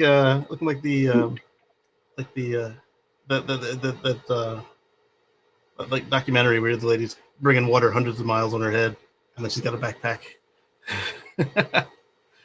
The other one is funny, but not funny. Right now, I'm watching a documentary on YouTube. My bad. But I'm watching this documentary called something like Skull. Oh. It's this youngest couple, say their late 20s, early 30s. They moved into Newfoundland, Canada, on an island. Mm-hmm. An abandoned house. They got it for dirt cheap. No running water. No electric. No nothing. Wow. It's literally a 2-story house in Newfoundland. And they're just slowly going through. And it is just so cool watching them. I mean, for them, a big deal was to get this big something I'm about to make as a living. This big plastic 3x3x3 container of water, and they run the water downhill. Now they got running water in the house. But it's just so cool to watch, because they're out there, nothing. Then they buy some chickens. Then they start getting a couple of YouTube followers. Here's the big deal. Then they start getting more YouTube followers. Then they're getting... I feel so bad for people that, like Brian White, who rely on YouTube as professionals, and Brian's a very good professional. He is. He double checks everything. But God bless these people. I mean, they put in so much effort. I mean, I do it for fun and to help out and to stay current, but I highly recommend this show. I really do. It's one of the few things when I go back to work next week or the week after, I'm going to keep following them. That, and there's this couple out of Idaho. There's a secret Navy nuclear submarine base. I didn't even know about it. And I know a lot. So there's a secret Navy nuclear submarine base in the middle of no place in Idaho, and they bought the former Navy submarine barge. It was like the intelligence center. And due to my time in the shipyards, right after I got out of the nav, I worked in what's called the Ghost Fleet, inactive fleet. So I know all these vessels exist. Right. You just have to know what website to go buy these things. So they buy it and they're refurbishing the top secret Navy submarine barge in the middle of no place in the Midwest. Nice. It's hilarious. Yeah. But besides its power tools, and the one thing the Highlander loves besides a good deal is power tools. Yeah. So Brian says, don't mess with the Highlander. At best, you'll knock him over and get a full kilt view. Is that really winning? So back on topic. Brian, your family's nice, but the police could soon punish parents for teens running amok on e-bikes. So there were a couple reasons I clicked on this. One, as a parent, I wonder how long they'll go back on this, because I don't necessarily want to be responsible for every little thing that a munchkin does when they are old enough to face the consequences of their own actions. Because when I was a kid and you'd done something really stupid, you could end up in kiddie jail all by yourself. But now these kids are just doing such egregious crimes that they are getting their parents in trouble. So let's see what they're talking about here. What could be soon a sign of a broader wave of tightening regulation on illicit e-bike activity. One New York town plans to start punishing parents when their underage kids commit e-bike infractions. Sorry, kiddo, you get a pedal bike. Electric bikes have become a popular alternative form of transportation in the U.S. around the world, saving commuters time and money compared to car usage, not to mention significantly reducing harmful emissions that compound the effects of climate change. Cases of misuse, especially in younger riders, two main issues are often cited by cities in the U.S. involve illegal e-bikes. That's one that Robert's country is all over. They are very strict on making sure you're on a legal bike. So anyway, the illegal bikes, which are often not electric bicycles at all, but rather really light motorcycles that are ridden like e-bikes, or the use of bikes by underage riders, or sometimes both. And we did see, late last year, we talked about some areas of California that were starting to crack down on kids on the wrong types of what looked like bicycles, but were not. So we talked about, what was it, 14 or so, they were going to do licenses for these kids on these particular bikes, and they would be subject to moving violations, just as you would be in a car. Just like you are. 14 sounds about right. Yeah. I think about 30. No, it's been over 40 years ago when mopeds first came out. Yeah. It was 14 years was the age. Yeah, You had to be makes sense. 14 to ride a moped. Yeah. At least in Michigan and Ohio. Yeah. And yes, on a regular pedal bike, you are subject to moving violations. You can get a speeding ticket. You can get a DUI. You can get any of these infractions on a bicycle. It's just less enforced on a bicycle. But you gotta. Ohio, you can get a DUI for drinking in your front porch. That sucks. If the keys are in the car and you're on it, trust me, I know this the hard way. You sit on your front porch. You can be on your front porch and be arrested for drinking in public, even though it's your personal property. But what if you're I'm moving back to Michigan, folks. What if you're one of those people who leaves the keys in the car all the time? Wow. When I grew up on the farm in Western Michigan, Muskegon, and why I'm always at the Muskegon events, we always left our keys in our vehicle, including mainly our farm tractor, because it had a plow. Yeah. Somebody might need it. And here was a Benny. I didn't literally pray, but I hoped every night when I went to bed, somebody'd come take my 1971 Chevy Caprice, or the Roadrunner before that. My grandmother had because the rule was Caprice. Well, yeah. We won't get into the 400 small box Chevy with that I put the 302 heads in, but in any case, the whole thing is you could borrow your neighbor's vehicle, but you had to return it with a full tank of gas. There you go. Which is a young kid. Yeah. I wanted anybody to come take my car. I mean, I should have put a sign out front. Right. Come use the car. Yeah. A full tank of gas was everything when you were a teenager on a farm. Yeah. My first car my grandpa gave me, I never got it full because every time I did fill it up, it would break in some new way. So I ran around everywhere with a half tank of gas because I couldn't afford to keep repairing. It was a 92 Lincoln Continental. Anyway. You got to be kidding me. You had a boat. It was a small boat, but yeah, it was a boat. That's what we call them, the big old Imperials and the Chrysler Imperials. Yeah. Or big old Fleetwood Cadillac or it was a small the Lincoln. We call them boats. Yeah. You know how many, well, I can't get into it, but you could put a lot of stuff in the trunk. Plus, if you and your girlfriend didn't want to be in the back seat, you could go in the trunk because that trunk was, there are people in United States and third world countries that live in smaller apartments than the trunks on those boats. That's true. Literally. That's true. I mean, weren't they, 29 feet long? Yeah. According to Erie County Fire Sheriff John Garcia, an uptick in infractions has led to increased risks between e-bike riders in the area. Until now, parents of underage e-bike riders of 15 years or younger in the state of New York could only be cited if the juvenile was riding the bike while the parent was present. That makes sense to me. Now the town is planning to enact stricter local law, allowing for the parents to be cited regardless of whether they are present during the infraction or not. So on this one, I can see that working, but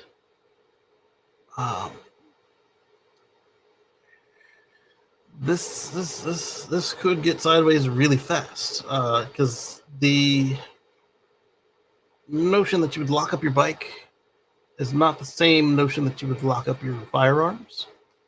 And would I be on the hook if they were out running amok on somebody else's e-bike? Because if I tell them no e-bikes and I don't buy an e-bike, or I tell them no e-bikes and mine is properly locked up, and they go make a mess on somebody else's bike, I can't control that. I mean, yeah. That's interesting you brought that up. Yeah. Because, sorry to interrupt, but I'm known for it in any case. Go ahead. So in doing my, trying to do my due diligence to find my affordable bike. Yeah. Foldable and affordable. That part. A lot of them will advertise that they come with different locks. Some are I call them snakes. You know, it's basically a plastic chain. Right. You know, a couple others, and these were the more high-end models that I'm looking at, under $1,000, come with locks. And I thought, yeah, it's to prevent somebody from stealing my investment. That's the way I look at it. Right. But I had thought about the fact that if somebody steals my investment, which is extremely likely in Toledo and the east side and wherever, and Toledo's a major crime city. It is what it is. Okay. Laws and that, they're mere guidances. They really are. I swear to God. People don't get Toledo at all. Any law it's like a generality. You know, it's maybe, yeah, sort of. This Popo couldn't pull you over. Nah. You know. But what are my liabilities if somebody steals my bike? How do we worry about that as vehicle owners? Somebody could steal my vehicle, whatever it is, steal my car type vehicle, commit a crime. Now I'm on the hook, maybe. But what about the e-bikes, which are really taking off? Like I said, especially in the more poorer urban areas, the e-bikes are cheap, efficient ways for people to get around. Yeah. What if somebody commits a crime with my new e-bike? Do I have to insure the damn thing? Hell, I'm trying to get away from as many laws as possible. Right. By not buying a motorcycle or a scooter, by buying a bicycle with the needless gears, but then it's a bicycle. Yeah. I never thought of that. That's a real concern, though. Yeah. I'd see if there's a way you can get it rolled into some insurance that you already carry. That might be the way to go. Uh-oh. I clicked on something and then my monitor went on the fritz again. Oh, there we go. So Slimy sent us a post. That was she drop in, but she's been so busy and now she's moving up the ladder. God bless her. Oh, there you go. Okay, I'll check that out in a minute. And then you sent me one as well. I'll check that out in a minute as well.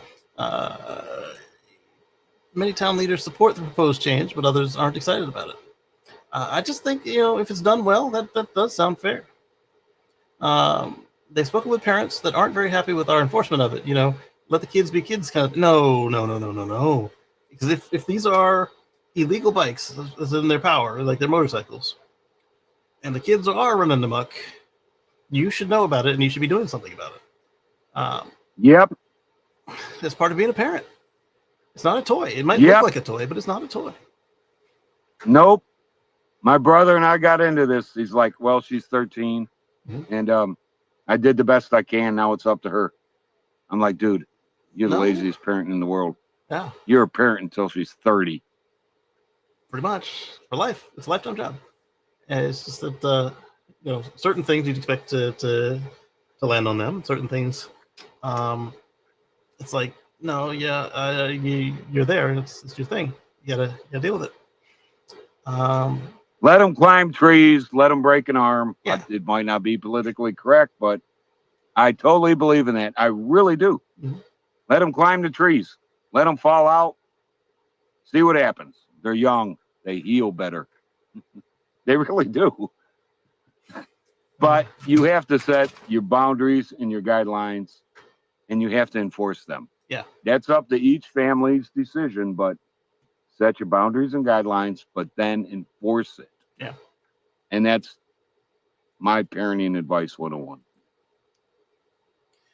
A vote is set for later this month to see if it's approved by the town board, and then new stricter regulation will become law. Electrek thinks this is an interesting development. I wouldn't normally cover news out of a town of less than 6,000 people, but in this case, I think we're getting an early peek on what could become a new type of regulation in many parts of the U.S. Not just the U.S., around the world. Huge proponent of e-bikes, but I think we need to push more of them out of the streets and to displace more cars. Every kid riding an e-bike to go to high school could be another SUV off the road. Yes. I'm going to bury my head in the sand and say that I'm not going to bury my head in the sand and say that young teens with underdeveloped prefrontal cortexes are going to make dumb decisions on them. Yep. So I believe it makes sense to regulate e-bikes more tightly than non-e-bikes when it comes to young riders, since the pedal bikes don't allow kids to reach such speeds as easily or as frequently. Sure, kids could theoretically pedal an analog bike up to 20 miles an hour, but just in case you haven't seen a phys ed class in the U.S. recently, I'd say most kids aren't going to be doing that very often. Shoot, we didn't do that very often when I was a kid, and we would try to go fast. It takes a lot of power. When it comes to underage e-bike use, I'm not sure where we draw the line and whether 16 is the right age or not. I think that if they have this, a kid speed limit and a kid power level, then that's sufficient. And then, when they get to 14, they need to have their kid's license. I think that's not unreasonable. I do think these laws can make parents think twice before buying their tween electric motorcycle, like a Suron or Teleria, and unleashing them on the local town sidewalks. Yeah, if it's motorized and they're like 10 or older, they should know to be riding in the street. And if they're able to ride on their own, they should know the basic rules of the road. Stop for red lights. Don't jump between the road and the crosswalk. Indicate your turn signals, that sort of thing.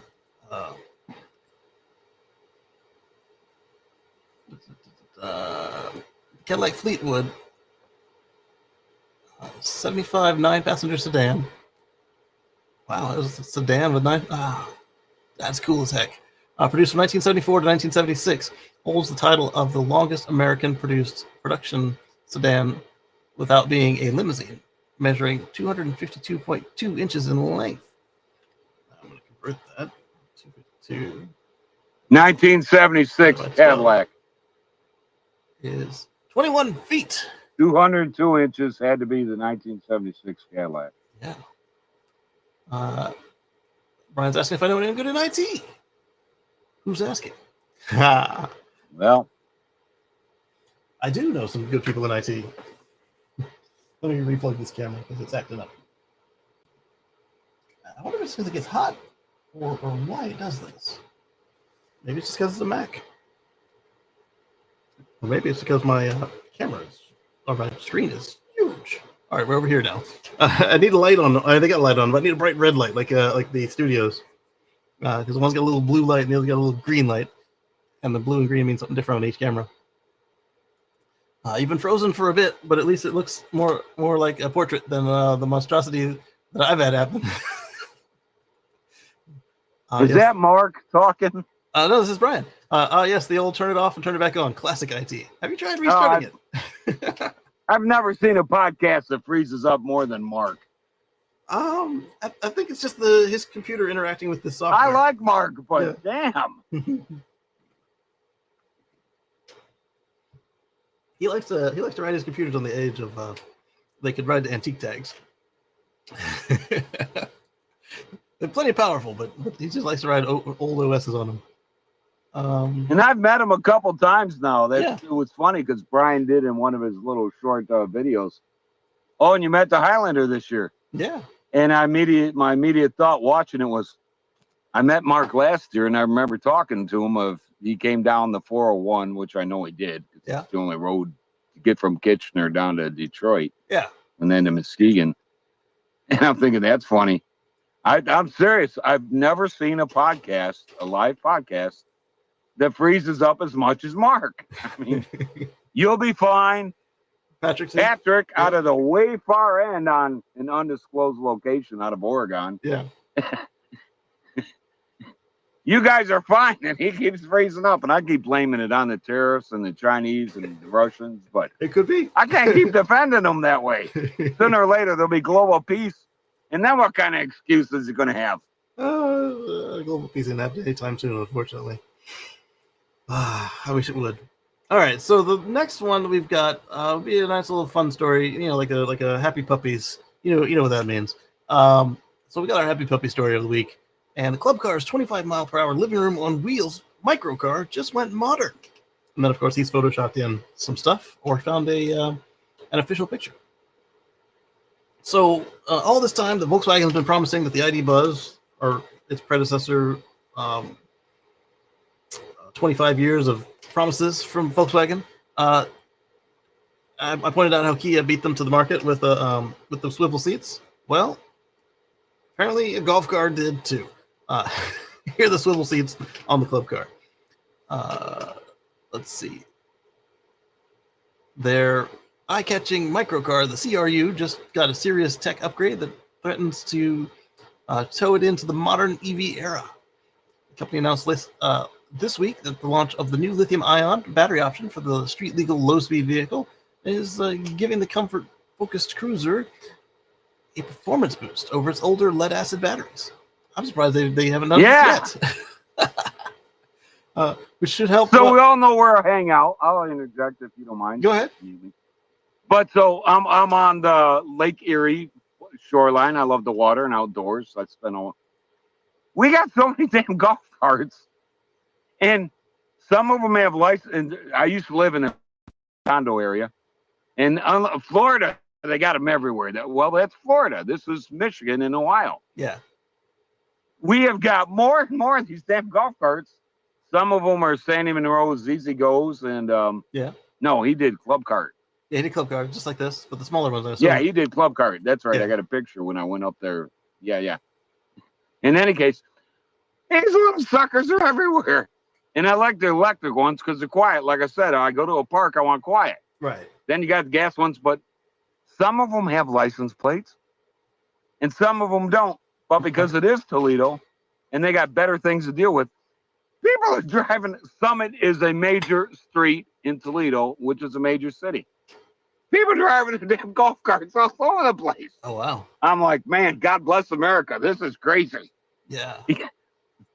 But here again, coming into and I want to be serious for just one moment, which is impossible for me, but teenage driving. Oh, no. Right? Yeah. I have no problems with any adult drive an electric or a golf cart, license plate or not, Right, right? right. They're adults, right? They bought and paid for the thing. It's a coastal community. Great. We can get away with murder out here. Yeah. Literally. But in any case, should the 11-year-old be driving? No, not at all.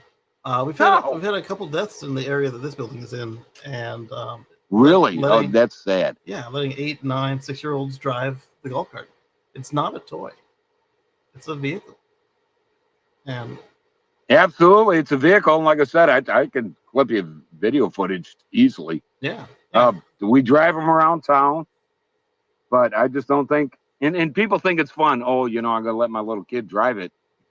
That is not a good idea, folks. I mean, I guess some of them are more mature than others, and that's different. But as the bike article mentioned, their brains aren't done yet.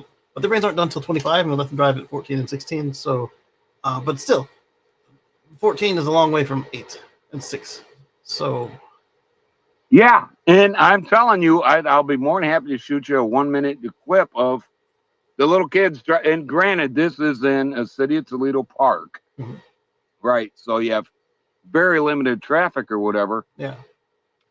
Problem is, they're letting the kid drive it off Summit Street, which is a very major, depending on what's going on, street. Letting the kid, and my brother does it, and he's got a hyped up, I don't know what, 4-wheel gas vehicle hybrid. I mean, you can't even tell which Japanese manufacturer made this thing. He's so cobbled it. Yeah. But it runs fast. My niece, his daughter, she's a good, responsible driver. She's reckless. I mean, speed demon. Yeah. But she knows what she's doing, and she knows to be careful. Now you got the neighbor kid wanting to do the same thing. So daddy wanting to keep up with the poor Joneses gets his kid an expensive, it was a Suzuki quad runner type deal. And he's letting the 10-year-old drive that thing around. Well, she knows what she's doing. She's a total jock, total gearhead. She knows what she's doing.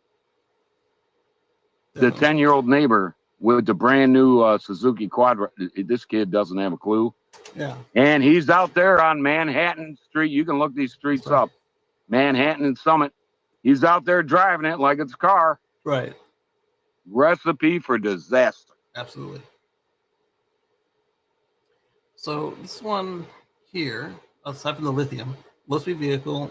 So they've come up from the lead acid. So you're going to see a performance boost. You're going to see a longevity boost. You're going to see a easing of your maintenance. I keep looking at this glass on this thing and thinking it should be a bifacial solar panel. So you still have a sunroof, but you also have a trickle charge. It probably is not, but that's such an opportunity right there. First unveiled in partnership with BMW DesignWorks, the CRU is making waves with its unique living room on wheels vibe, complete with wraparound bench seats, a central table, and room for up to 6 passengers with 180-degree swiveling front seats. While its clever layout made it a standout in the world of neighborhood electric vehicles, its lead-acid battery pack was decidedly old school, and that changes now. Yeah, so my grandpa had a club car that we'd use on his farm, but that's off-road. That's kind of where they were designed to be used. Close to it anyway, because it wasn't a golf course, but it probably is now. It was a farm, a working farm. According to Club Car, the new lithium configuration will deliver a significant leap in performance, with 3 times the range of the original, I believe, and much faster charging. I believe that too. CRU lithium is a game changer. It's everything our customers love about the street legal CRU: style, comfort, social design, with the added power of a lithium performance. It charges faster and it goes further. It's low maintenance. Yep, all those things. Lithium is a much easier choice than lead. Any lithium, lithium iron phosphate, lithium cobalt, lithium manganese, whatever. 100%. Lead's dead. Yes. Lead is dead. Very few applications it has left. Usually like cold. But even then, if you just engineer it for cold, you can get a cold lithium, which is fine. Company hasn't released specific figures. Of course not. We're going to show you it, and then after you're already hooked on the concept, then we'll give you a price. You're like, dang, I gotta stretch for it. Reduced weight improves handling and quality, and a welcome bonus in the vehicle design for relaxed cruising around neighborhoods. Top speed remains 25 miles an hour. That's probably a legal situation because I think it was 35, 32, something like that for NEV. But they said LSV, not NEV, so it's probably even lower than that, right? Which I think is 25 miles an hour. I've talked myself through this. The model also includes full lighting and turn signals, seat belts, a backup camera, and other safety duties required for LSVs operating on public roads with a posted speed limit of 35. Oh, that's what it was. Posted speed limit 35 or less. Vehicle can only do 25. But I thought there was like a 32 or 27 or something like that in the past before they designated them LSVs instead of NEVs. New battery doesn't change the CRU's DNA, but it makes it more appealing to modern users. Yeah, absolutely. Doesn't look bad. It's not look bad at all. There we go. So I was just thinking about my daughter. Yeah. She's special needs, but highly functional. Yeah.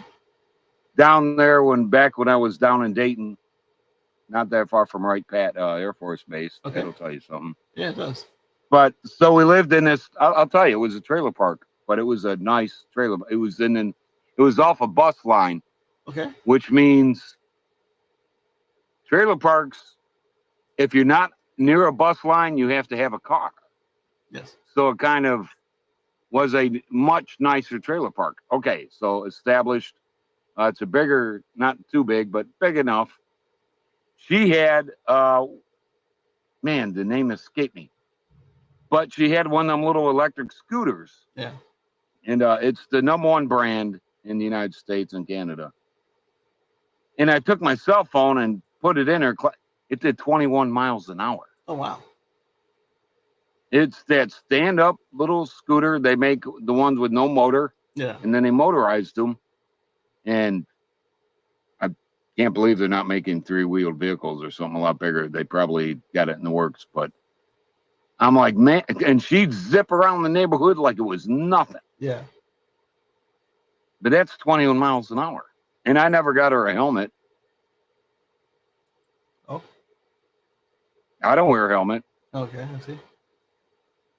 I do if I'm riding a bike, meaning motorcycle. But Right. Yeah. That- Yeah, no, I make Moto. If she gets on her push scooter, I make her put on the helmet.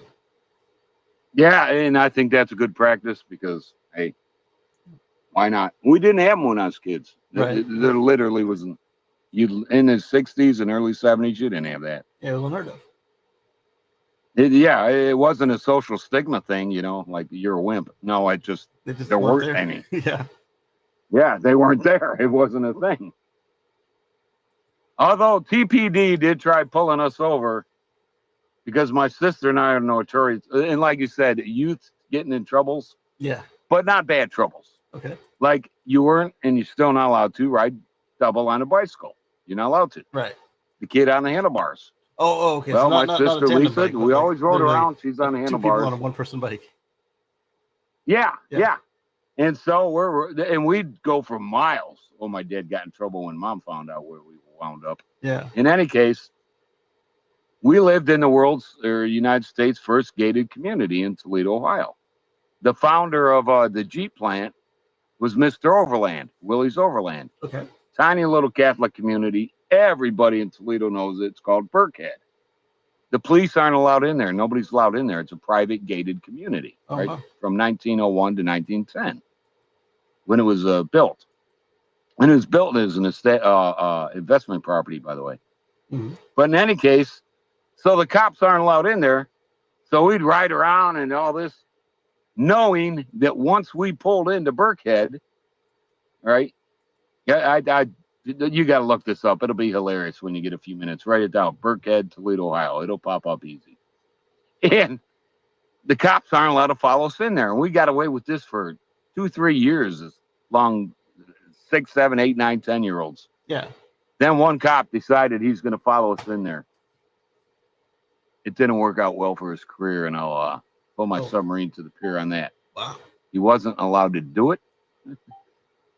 And so he wasn't like chasing you it with the lights ended on. the poor cop's career. He just trespassed.